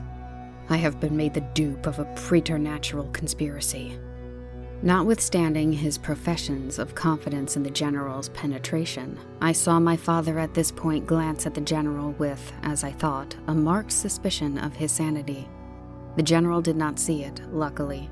He was looking gloomily and curiously into the glades and vistas of the woods that were opening before us. "You are going to the ruins of Karnstein?" he said. "Yes, it is a lucky coincidence. Do you know I was going to ask you to bring me there to inspect them? I have a special object in exploring. There is a ruined chapel, ain't there? With great many tombs of that extinct family?" "So there are. Highly interesting," said my father. "I hope you are thinking of claiming the title and estates?" My father said this gaily, but the general did not recollect the laugh or even the smile, which courtesy exacts for a friend's joke. On the contrary, he looked grave and even fierce, ruminating on a matter that stirred his anger and horror. "Something very different," he said gruffly. "I mean to unearth some of those fine people.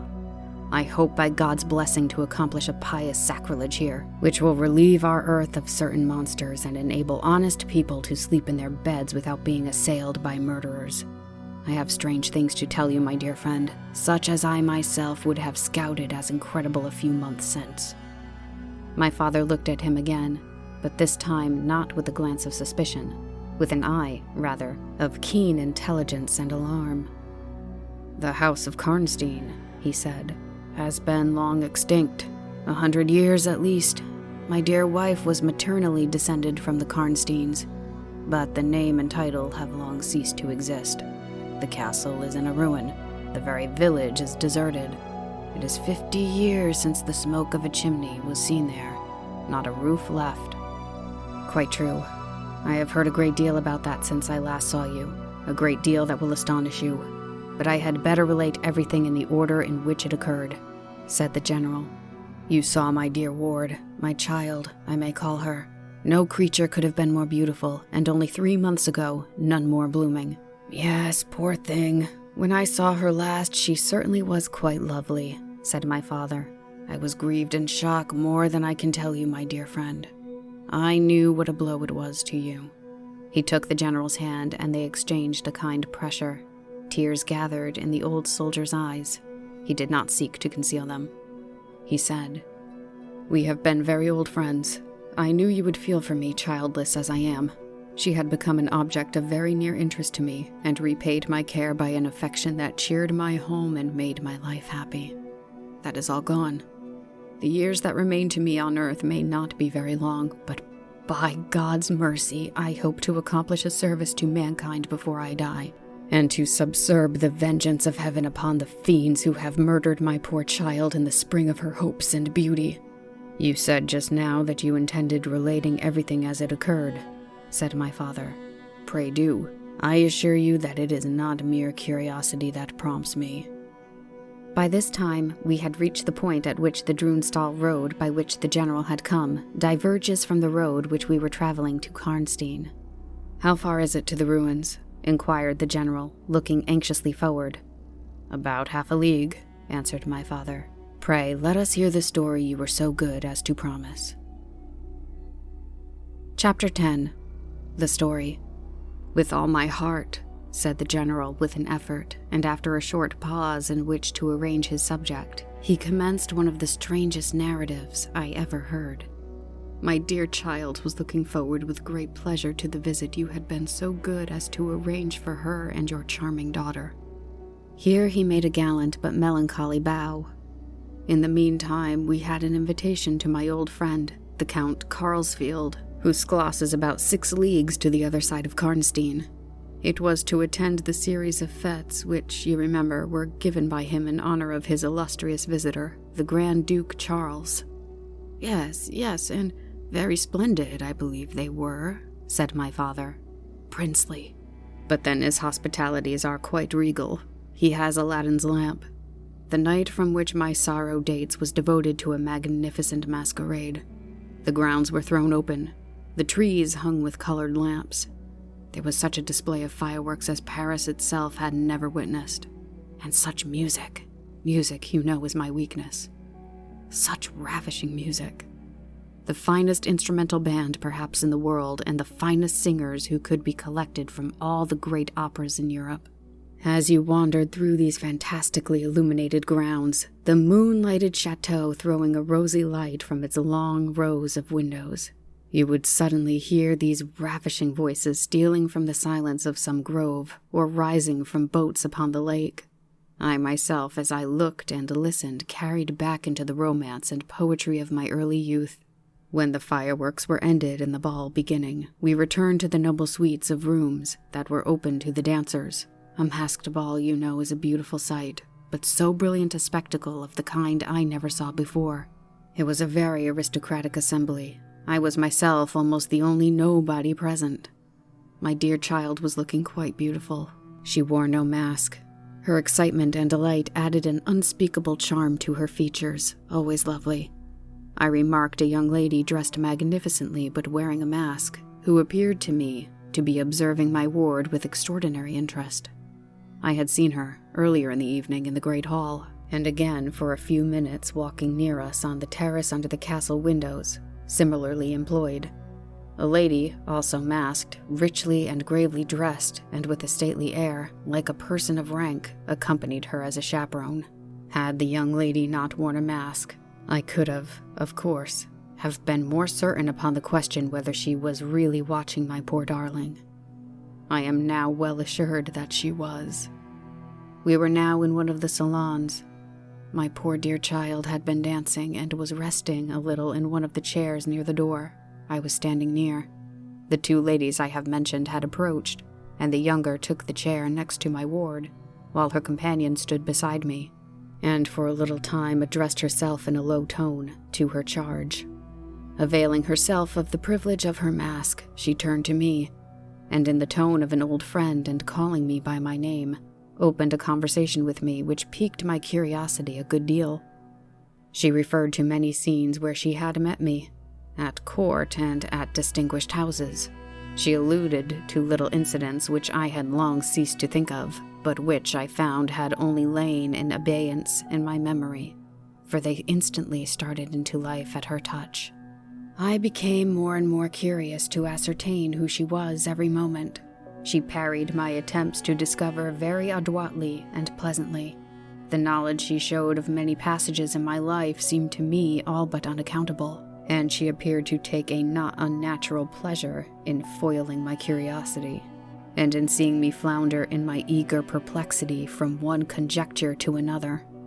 In the meantime, the young lady whom her mother called by the odd name of Millarca when she once or twice addressed her, had with the same ease and grace got into conversation with my ward. She introduced herself by saying that her mother was a very old acquaintance of mine. She spoke of the agreeable audacity which a mask rendered practical. She talked like a friend.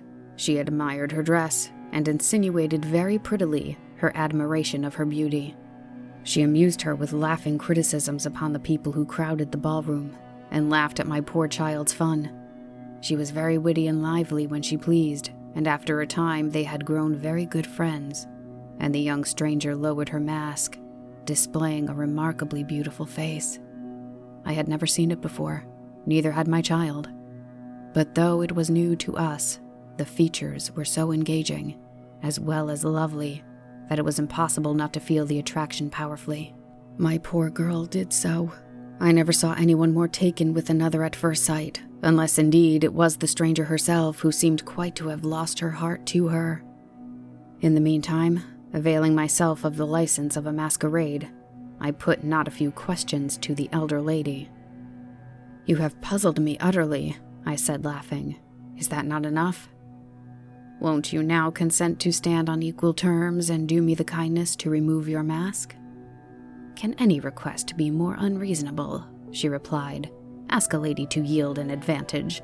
Besides, how do you know you should recognize me? Years make changes." "As you see," I said with a bow and I suppose a rather melancholy little laugh. "As philosophers tell us," she said, "and how do you know that a sight of my face would help you?" "I should take chance for that," I answered. "It is vain trying to make yourself out an old woman. Your figure betrays you." "Years, nevertheless, have passed since I saw you, rather since you saw me, for that is what I am considering. Millarca there is my daughter. I cannot then be young, even in the opinion of people whom time has taught to be indulgent, and I may not like to be compared with what you remember me. You have no mask to remove. You can offer me nothing in exchange. My petition is to your pity to remove it, and mine to yours to let it stay where it is," she replied. "Well then, at least you will tell me whether you are French or German. You speak both languages so perfectly." "I don't think I shall tell you that, General. You intend a surprise and are meditating the particular point of attack." "At all events, you won't deny this," I said, "that being honored by your permission to converse, I ought to know how to address you. Shall I say, Madame la Comtesse?" She laughed, and she would no doubt have met me with another evasion, if indeed I can treat any occurrence in an interview, every circumstance of which was prearranged, as I now believe with the profoundest cunning, as liable to be modified by accident. "As to that," she began, but she was interrupted, almost as she opened her lips, by a gentleman dressed in black who looked particularly elegant and distinguished, with his drawback that his face was the most deadly pale I ever saw, except in death. He was in no masquerade, in the plain evening dress of a gentleman, and he said, without a smile, but with a courtly and unusually low bow, "Will Madame la Comtesse permit me to say a very few words which may interest her?" The lady turned quickly to him and touched her lip in token of silence. She then said to me, "Keep my place for me, General. I shall return when I have said a few words." And with this injunction playfully given, she walked a little aside with the gentleman in black, and talked for some minutes, apparently very earnestly. Then they walked away slowly together in the crowd, and I lost them for some minutes.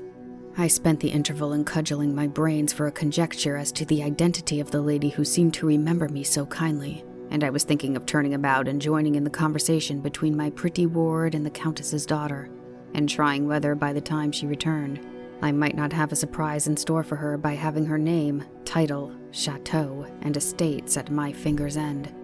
But at this moment she returned, accompanied by the pale man in black, who said, "I shall return and inform Madame la Comtesse when her carriage is at the door."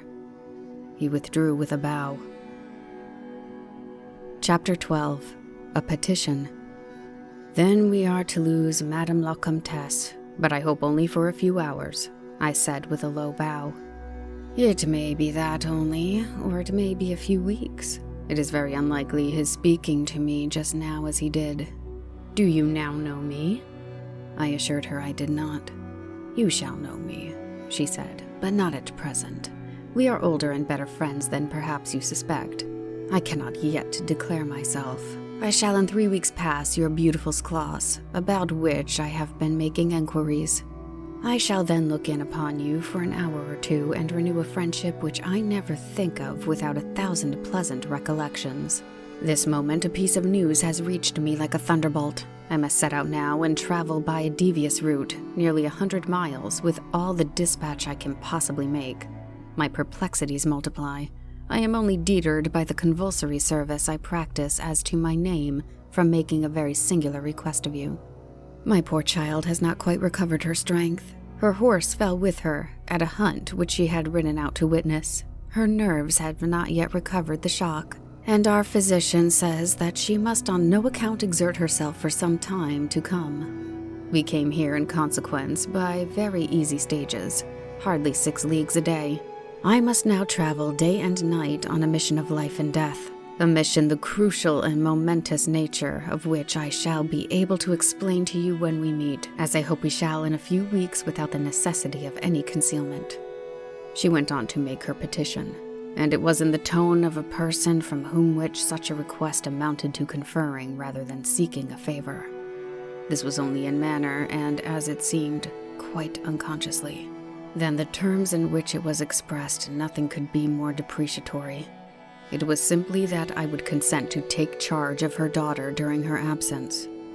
This was, all things considered, a strange, not to say an audacious request. She, in some sort, disarmed me by stating and admitting everything that could be urged against it and throwing herself entirely upon my chivalry. At the same moment, by a fatality that seems to have predetermined all that happened, my poor child came to my side, and in an undertone besought me to invite her new friend Millarca to pay us a visit. She had just been sounding her, and thought if her mamma would allow her, she would like it extremely. At another time I should have told her to wait a little, until at least we knew who they were, but I had not a moment to think in. The two ladies assailed me together, and I must confess the refined and beautiful face of the young lady, about which there was something extremely engaging, as well as the elegance and fire of high birth, determined me, and, quite overpowered, I submitted and undertook too easily the care of the young lady whom her mother called Millarca. The Countess beckoned to her daughter, who listened with grave attention while she told her, in general terms, how suddenly and peremptorily she had been summoned, and also the arrangement she had made for her under my care, adding that I was one of her earliest and most valued friends. I made, of course, such speeches as the case seemed to call for, and found myself on reflection in a position which I did not half like. The gentleman in black returned and very ceremoniously conducted the lady from the room. The demeanor of this gentleman was such as to impress me with the conviction that the Countess was a lady of very much importance than her modest title alone might have led me to assume. Her last charge to me was that no attempt was to be made to learn more about her than I might have already guessed until her return. Our distinguished host, whose guest she was, knew her reasons. But here, she said, neither I nor my daughter could safely remain for more than a day. I removed my mask imprudently for a moment about an hour ago, and too late, I fancied you saw me. So I resolved to seek an opportunity of talking a little to you. Had I found that you had seen me, I would have thrown myself on your high sense of honor to keep my secret some weeks. As it is, I am satisfied that you did not see me. But if you now suspect, or on reflection should suspect, who I am, I commit myself in like manner entirely to your honor. My daughter will observe the same secrecy, and I well know that you will from time to time remind her, lest she should thoughtlessly disclose it. She whispered a few words to her daughter, kissed her hurriedly twice, and went away, accompanied by the pale gentleman in black, and disappeared in the crowd. "In the next room," said Millarca, "there is a window that looks upon the hall door. I should like to see the last of Mamma, and to kiss my hand to her." we assented, of course, and accompanied her to the window. We looked out and saw a handsome old-fashioned carriage with a troop of couriers and footmen. We saw the slim figure of the pale gentleman in black, as he held a thick velvet cloak and placed it about her shoulders and threw the hood over her head. She nodded to him and just touched his hand with hers. He bowed low repeatedly as the door closed and the carriage began to move. "She is gone," said Millarca with a sigh. "She is gone," I repeated to myself for the first time, in the hurried moments that had elapsed since my consent, reflecting upon the folly of my act. "She did not look up," said the lady plaintively. "The Countess had taken off her mask, perhaps, and did not care to show her face," I said, "and she could not know that you were in the window." She sighed and looked in my face. She was so beautiful that I relented. I was sorry I had for a moment repented of my hospitality, and I determined to make her amends for the unavowed churlishness of my reception. Millarca became very intimate with us, and amused us with lively descriptions and stories of most of the great people whom we saw upon the terrace. I liked her more and more every minute. Her gossip, without being ill-natured, was extremely diverting to me, who had been so long out of the great world. I thought what life she would give to our sometimes lonely evenings at home. This ball was not over until the morning sun had reached the horizon. It pleased the Grand Duke to dance till then, so loyal people could not go away or think of bed. We had just got through a crowded saloon when my ward asked me what had become of Millarca. I thought she had been by her side, and she fancied she was by mine. The fact was, we had lost her. All my efforts to find her were in vain. I feared that she had mistaken, in the confusion of a momentary separation from us, other people for her new friends, and had possibly perused and lost them in the extensive grounds which were thrown open to us. Now, in its full force, I recognized a new folly in my having undertaken the charge of a young lady without so much as knowing her name, and fettered, as I was by promises, of the reason for imposing which I knew nothing. I could not even point my inquiries by saying that the missing young lady was the daughter of the Countess who had taken her departure a few hours before. Morning broke. It was clear daylight before I gave up my search. It was not till near 2 o'clock next day when we heard anything of my missing charge. At about the time, a servant knocked at my niece's door to say that he had been earnestly requested by a young lady, who appeared to be in great distress, to make out where she could find the General Baron Spielsdorf, and the young lady, his daughter, in whose charge she had been left by her mother. There could be no doubt, notwithstanding the slight inaccuracy, that our young friend had turned up, and so she had. Would to heaven we had lost her! She told my poor child a story to account for her having failed to recover us for so long. Very late, she said, she had got to the housekeeper's bedroom in despair of finding us, and had then fallen into a deep sleep which, long as it was, had hardly sufficed to recruit her strength after the fatigues of the ball. That day, Millarca came home with us.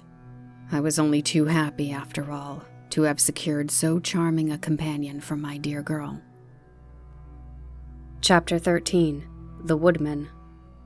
There soon, however, appeared to be some drawbacks. In the first place, Millarca complained of extreme languor, the weakness that remained after her late illness, and she never emerged from her room till the afternoon, and was pretty far advanced. In the next place, it was accidentally discovered, although she always locked her door on the inside, and never disturbed the key from its place till she admitted the maid to assist at her toilet, that she was undoubtedly sometimes absent from her room in the very early morning, and at various times later in the day, before she wished it to be understood that she was stirring. She was repeatedly seen from the window of the Schloss, in the first faint gray of the morning, walking through the trees in an easterly direction and looking like a person in a trance. This convinced me that she walked in her sleep, but this hypothesis did not solve the puzzle. How did she pass out from her room, leaving the door locked on the inside? How did she escape from the house without unbarring door or window? In the midst of my complexities, an anxiety of a far more urgent kind presented itself. My dear child began to lose her looks and health, and in that a manner so mysterious and even horrible that I became thoroughly frightened. She was first visited by appalling dreams, then, as she fancied, by a spectre, sometimes resembling Millarca, sometimes in the shape of a beast indistinctly seen, walking round the foot of her bed from side to side. Lastly came sensations, one not unpleasant but very peculiar, she said, resembled the flow of an icy stream against her breast. At a later time, she felt something like a pair of large needles pierce her, a little below the throat, with a very sharp pain. A few nights after followed a gradual and convulsive sense of strangulation. Then came unconsciousness. I could hear distinctly every word the kind old general was saying, because by this time we were driving upon the short grass that spreads on either side of the road as you approach the roofless village, which had not shown the smoke of a chimney for more than half a century. You may guess how strangely I felt as I heard my own symptoms so exactly described in those which had been experienced by the poor girl, who, but for the catastrophe which followed, would have been at that moment a visitor at my father's chateau. You may suppose also how I felt as I heard him detail habits and mysterious peculiarities, which were, in fact, those of our beautiful guest, Carmilla. A vista opened in the forest. We were on a sudden under the chimneys and gables of the ruined village and the towers and battlements of the dismantled castle, round which gigantic trees are grouped, overhung us from a slight eminence. In a frightened dream, I got down from the carriage, and in silence, for we had each abundant matter for thinking, we soon mounted the ascent, and were among the spacious chambers, winding stairs, and dark corridors of the castle. "And this was once the palatial residence of the Karnsteins," said the old general at length, as from a great window he looked out across the village, and saw the wide, undulating expanse of the forest. "It was a bad family, and here its blood-stained annals were written," he continued. "It is hard that they should after death continue to plague the human race with their atrocious lusts. That is the chapel of the Karnsteins down there." He pointed down to the grey walls of the Gothic building, partially visible through the foliage, a little way down the steep. "And I hear the axe of a woodman," he added, "busy among the trees that surround it. He possibly gave us the information of which I am in search, and point out the grave of Mircalla, Countess of Karnstein. These rustic preserves the local tradition of great families, whose stories die out among the rich and titled so soon as the families themselves become extinct. We have a portrait at home of Mircalla, the Countess of Karnstein. Should you like to see it?" asked my father. "Time enough, dear friend," replied the general.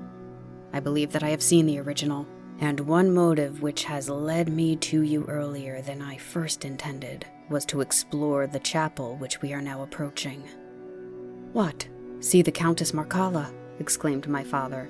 "Why, she has been dead for more than a century." "Not so dead as you fancy, I am told," answered the general. "I confess, General, you puzzle me utterly," replied my father, looking at him, I fancied, for a moment with a return of the suspicion I detected before. But although there was anger and detestation at times in the old general's manner, there was nothing flighty. "That remains to me," he said, as we passed under the heavy arch of the Gothic church, for its dimensions would have justified its being so styled. "But one object which can interest me during the few years that remain to me on earth, and that is to wreak on her the vengeance which I thank God may still be accomplished by a mortal arm." "What vengeance can you mean?" asked my father in increasing amazement. "I mean to decapitate the monster," he answered with a fierce flush and a stamp that echoed mournfully through the hollow ruin, and his clenched hand was at that same moment raised, as if to grasp the handle of an axe, while he shook it ferociously in the air. "What?" exclaimed my father, more than ever bewildered. "To strike off her head." "Cut her head off?"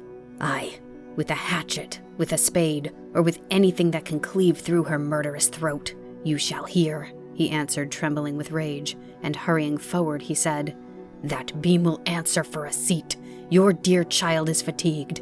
Let her be seated, and I will in a few sentences close my dreadful story." The square block of wood which lay on the grass-grown pavement of the chapel formed a bench on which I was very glad to seat myself, and in the meantime the general called to the woodman, who had been removing some boughs which leaned upon the old walls, and, axe in hand, the hardy old fellow stood before us. He could not tell us anything of these monuments, but there was an old man, he said, a ranger of this forest, at present sojourning in the house of the priest about 2 miles away, who could point out every monument of the old Karnstein family, and for a trifle he undertook to bring him back with him, if he would lend him one of our horses, in little more than half an hour. "Have you been long employed about this forest?" asked my father of the old man. "I have been a woodman here," he answered in his patois. "Under the forester all my days. So has my father before me, and so on, as many generations as I can count up. I could show you the very house in the village here in which my ancestors lived." "How came the village to be deserted?" asked the general. "It was troubled by revenants, sir. Several were tracked to their graves, there detected by the usual tests, and extinguished in the usual way, by decapitation, by the stake, and by burning, but not until many of the villagers were killed. But after all these proceedings, according to law," he continued, "so many graves opened, and so many vampires deprived of their horrible animation, the village was not relieved. But a Moravian noble, who happened to be traveling this way, heard how matters were, and being skilled, as many people are in his country in such affairs, he offered to deliver the village from its tormentor. He did so thus. There being a bright moon that night, he ascended shortly after sunset, the towers of the chapel here, from whence he could distinctly see the churchyard beneath him. You can see it from that window.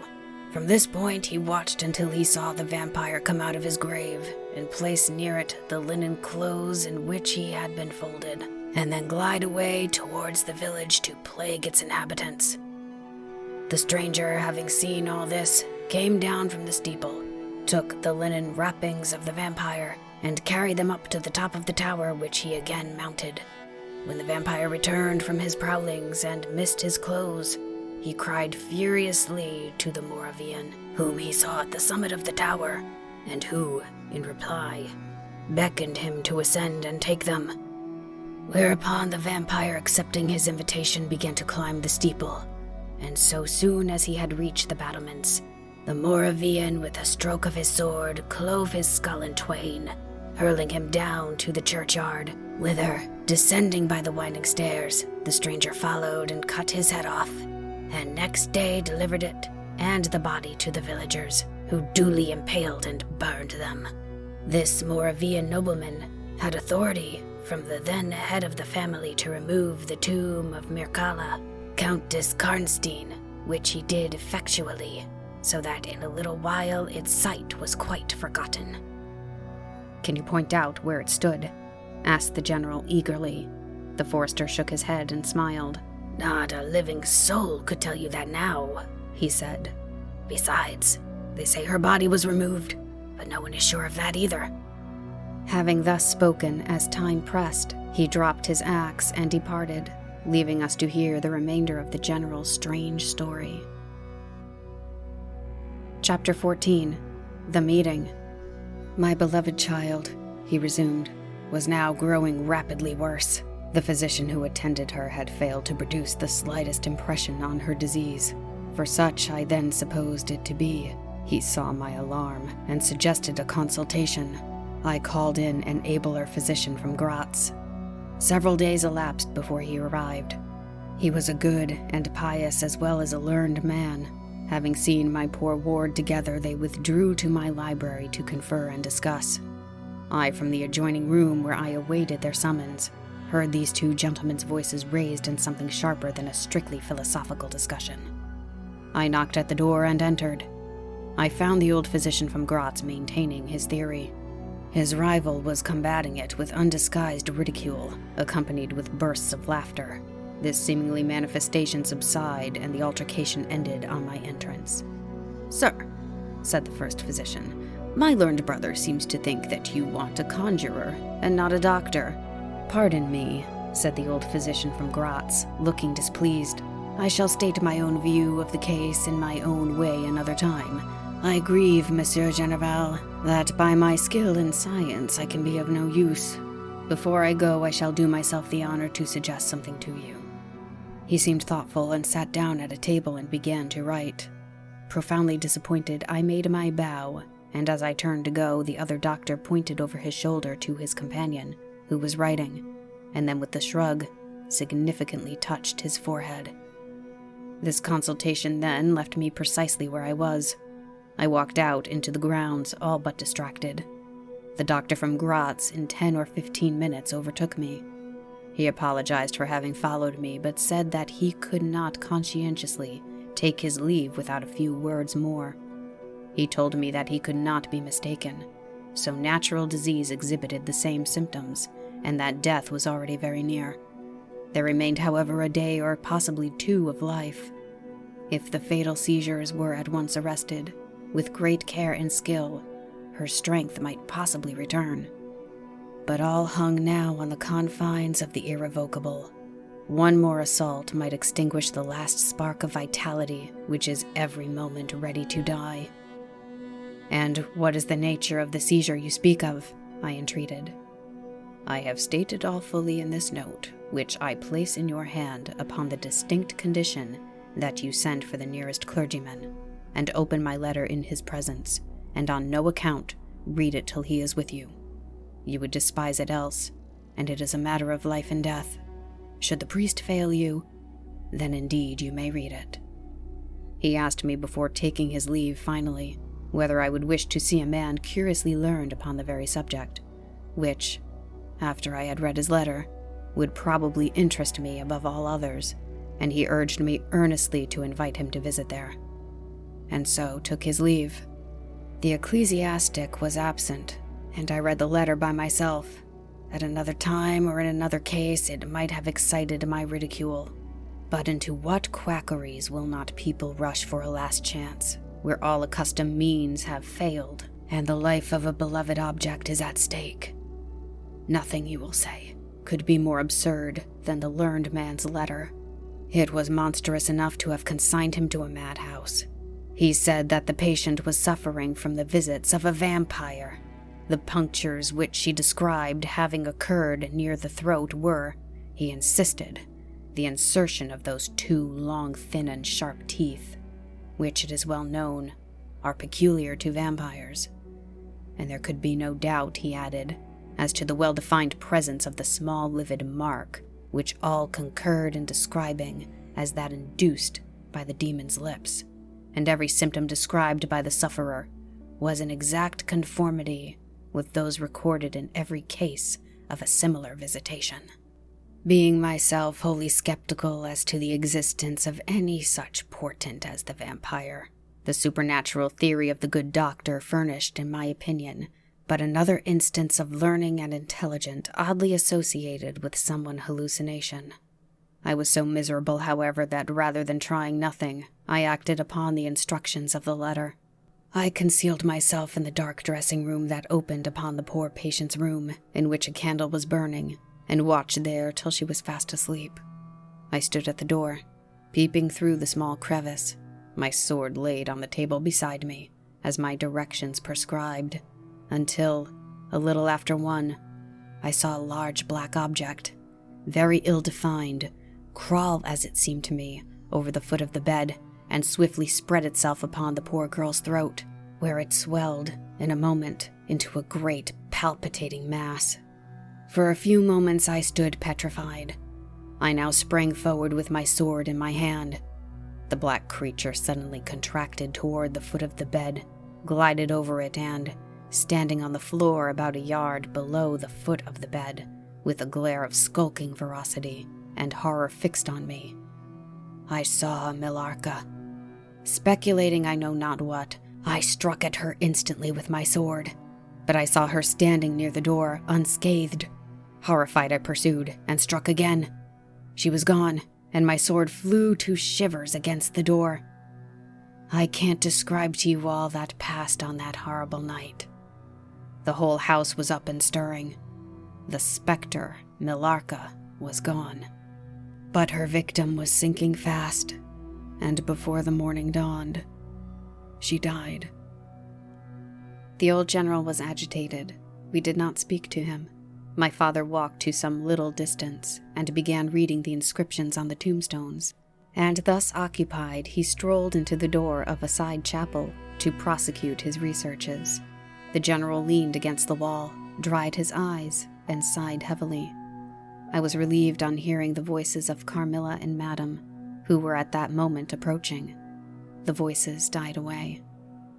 In this solitude, having just listened to so strange a story connected as it was with the great and titled dead, whose monuments were moldering among the dust and ivy around us, and every incident of which bore so awfully upon my own mysterious case, in this haunted spot, darkened by the towering foliage that rose on every side, dense and high above its noiseless walls, a horror began to steal over me, and my heart sank as I thought that my friends were, after all, not about to enter and disturb this triste and ominous scene.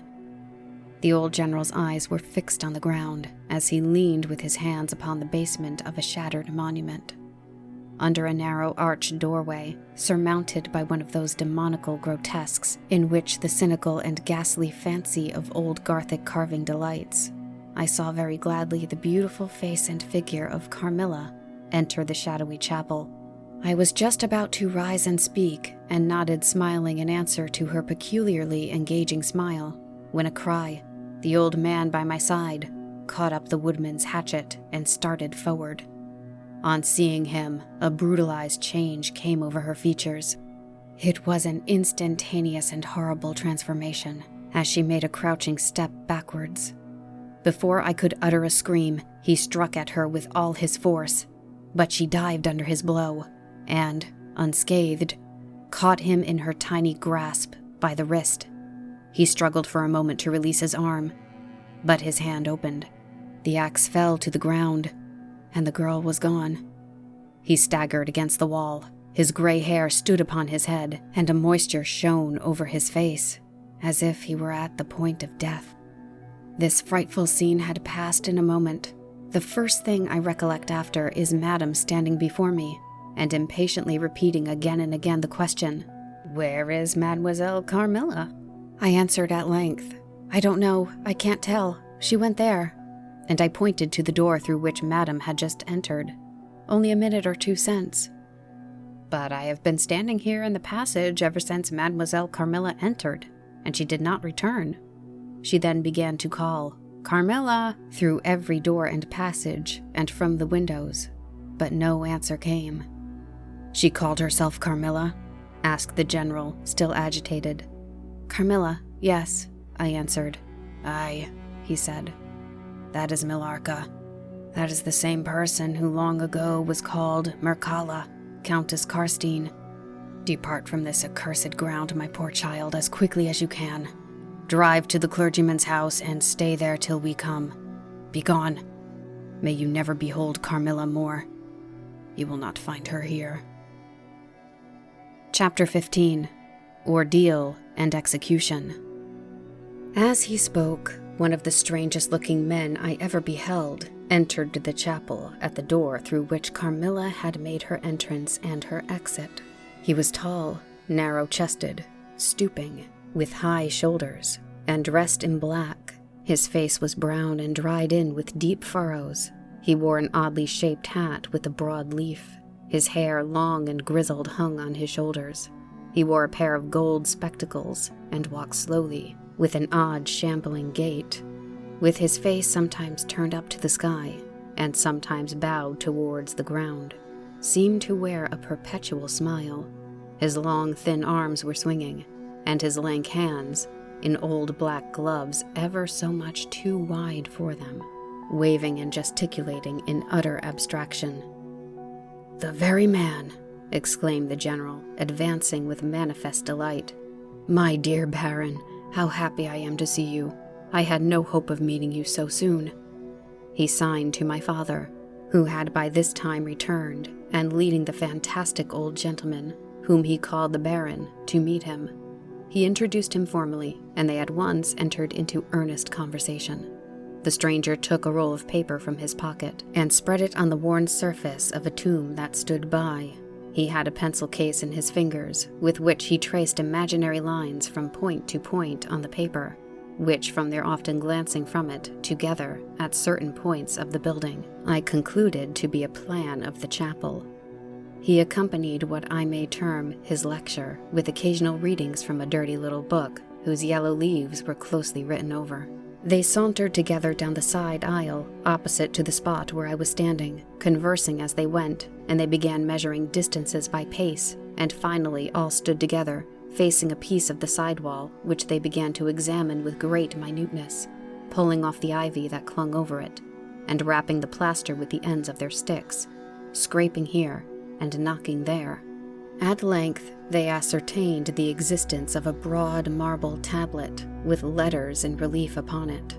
With the assistance of the woodman who soon returned, a monumental inscription and carved escutcheon were disclosed. They proved to be those of the long-lost monument of Mircalla, Countess Karnstein. The old general, though not, I fear, given to the praying mood, raised his hands and eyes to heaven, in mute thanksgiving for some moments. "Tomorrow," I heard him say, "the commissioner will be here, and the Inquisition will be held according to law." Then, turning to the old man with the gold spectacles whom I have described, he shook him warmly by both hands and said, "Baron, how can I thank you? How can we all thank you? You will have delivered this region from a plague that has scourged its inhabitants for more than a century. The horrible enemy, thank God, is at last tracked." My father led the stranger aside, and the general followed. I know that he had led them out of hearing, that he might relate my case, and I saw them glance often quickly at me, and the discussion proceeded. My father came to me, kissed me again and again, and leading me from the chapel said, "It is time to return, but before we go home we must add to our party the good priest who lives but a little way from this, and persuade him to accompany us to the Schloss." In this quest we were successful, and I am glad, being unspeakably fatigued when we reached home. But my satisfaction was changed to dismay on discovering that there were no tidings of Carmilla. Of the scene that had occurred in the ruined chapel, no explanation was offered to me, and it was clear that it was a secret which my father for the present determined to keep from me. The sinister absence of Carmilla made the remembrance of the scene more horrible to me. The arrangements for the night were singular. 2 servants and Madame were to sit up in my room that night, and the ecclesiastic, with my father, kept watch in the adjoining dressing room. The priest had performed certain solemn rites that night, the purport of which I did not understand any more than I comprehended the reason of this extraordinary precaution taken for my safety during sleep. I saw all clearly a few days later. The disappearance of Carmilla was followed by the discontinuance of my nightly sufferings. You have heard, no doubt, of the appalling superstition that prevails in Upper and Lower Styria, in Moravia, Silesia, in Turkish Serbia, in Poland, even in Russia, the superstition, so we must call it, of the vampire. If human testimony, taken with every care and solemnity, judiciously, before commissions innumerable, each consisting of many members, all chosen for integrity and intelligence, and constituting reports more voluminous perhaps than exist upon any other class of cases, is worth anything, it is difficult to deny, or even to doubt, the existence of such a phenomenon as the vampire. For my part, I have heard no theory by which to explain what I myself have witnessed and experienced, other than that supplied by the ancient and well-attested belief of my country. The next day the formal proceedings took place in the chapel of Karnstein. The grave of the Countess Mircalla was opened, and the general and my father recognized each his perfidious and beautiful guest, in the face now disclosed to view. The features, though 150 years had passed since her funeral, were tinted with the warmth of life. Her eyes were open. No cadaverous smell exhaled from the coffin. The 2 medical men, one officially present, the other on the part of the promoter of the inquiry, attested the marvelous fact that there was a faint but appreciable respiration and a corresponding action of the heart. The limbs were perfectly flexible, the flesh elastic, and the leaden coffin floated with blood, in which to a depth of 7 inches the body lay immersed. Here, then, were all the admitted signs and proofs of vampirism. The body, therefore, in accordance with the ancient practice, was raised, and a sharp stake driven through the heart of the vampire, who uttered a piercing shriek at the moment, in all respects such as might escape from a living person in the last agony. Then the head was struck off, and a torrent of blood flowed from the severed neck. The body and head was placed in a pile of wood and reduced to ashes, which were thrown upon the river and borne away, and that territory has never since been plagued by the visits of a vampire. My father has a copy of the report of the Imperial Commission, with the signatures of all who were present at these proceedings, attached in verification of the statement. It is from this official paper that I have surmised my account of this last shocking scene. Chapter 16. Conclusion. I write all this, you suppose, with composure, but far from it. I cannot think of it without agitation.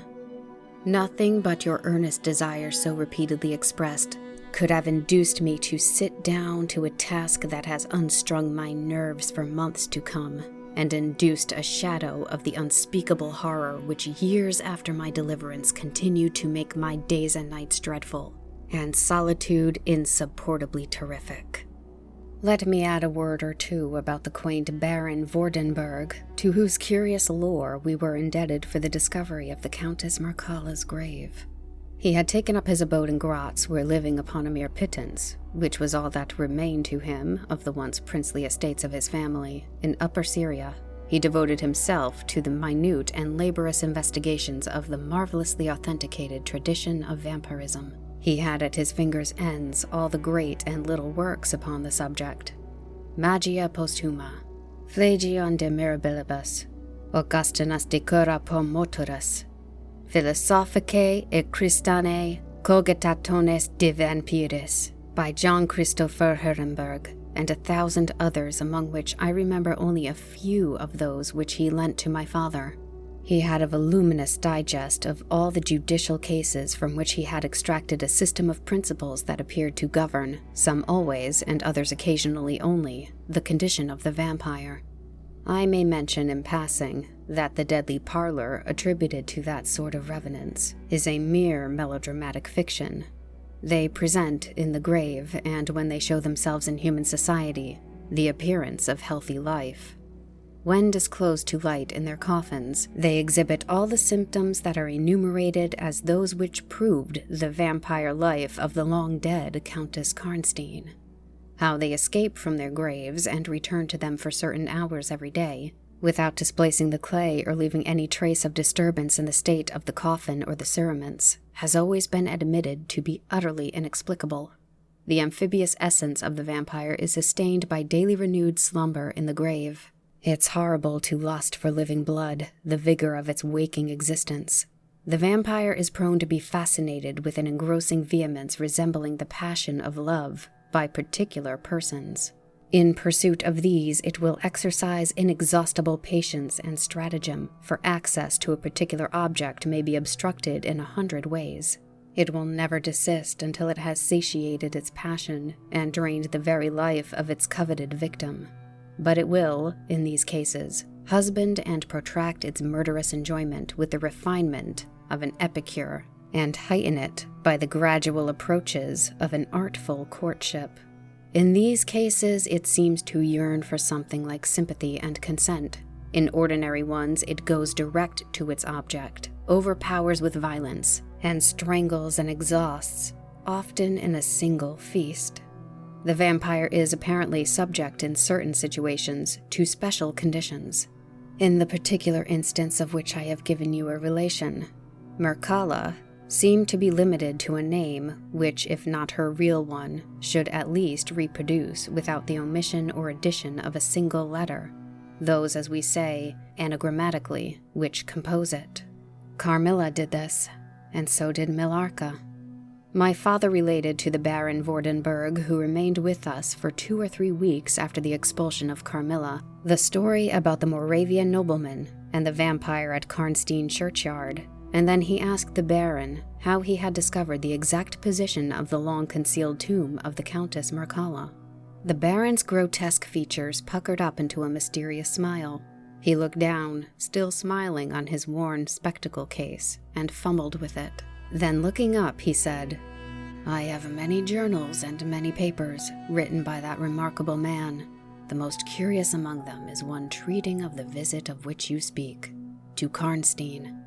The tradition, of course, discolors and distorts a little. He might have been termed a Moravian nobleman, for he had changed his abode to that territory and was, beside, a noble.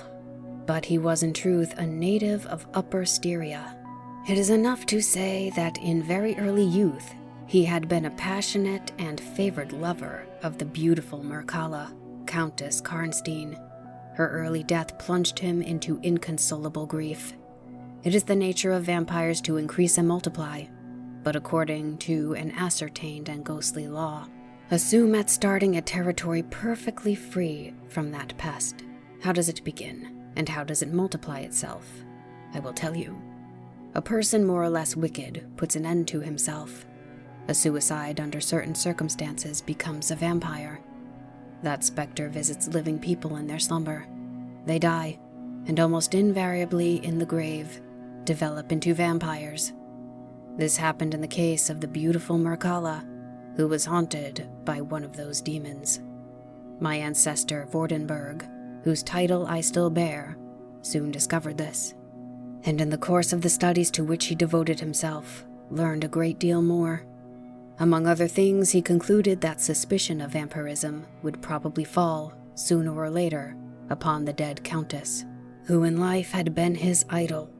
He conceived a horror, be she what she might, of her remains being profaned by the outrage of a posthumous execution. He has left a curious paper to prove that the vampire, on its expulsion from its amphibious existence, is projected into a far more horrible life, and he resolved to save his once beloved Mircalla from this. He adopted the stratagem of a journey here, a pretended removal of her remains, and a real obliteration of her monument. When age had stolen upon him, and from the veil of years, he looked back on the scenes he was leaving. He considered in a different spirit what he had done, and horror took possession of him. He made the tracings and notes which have guided me to the very spot, and drew up a confession of the deception that he had practiced. If he had intended any further action in this matter, death prevented him, and the hand of a remote descendant has, too late for many, directed the pursuit to the lair of the beast. We talked a little more, and among other things he said was this: "One sign of the vampire is the power of the hand. The slender hand of Mircalla closed like a vice of steel on the general's wrist when he raised the hatchet to strike. But its power is not confined to its grasp. It leaves a numbness in the limb it seizes, which is slowly, if ever, recovered from." The following spring, my father took me a tour through Italy. We remained away for more than a year. It was long before the terror of recent events subsided, and to this hour, the image of Carmilla returns to memory, with ambiguous alterations. Sometimes the playful, languid, beautiful girl, sometimes the writhing fiend I saw in the ruined church. And often from a reverie I have started, fancying I heard the light step of Carmilla at the drawing-room door.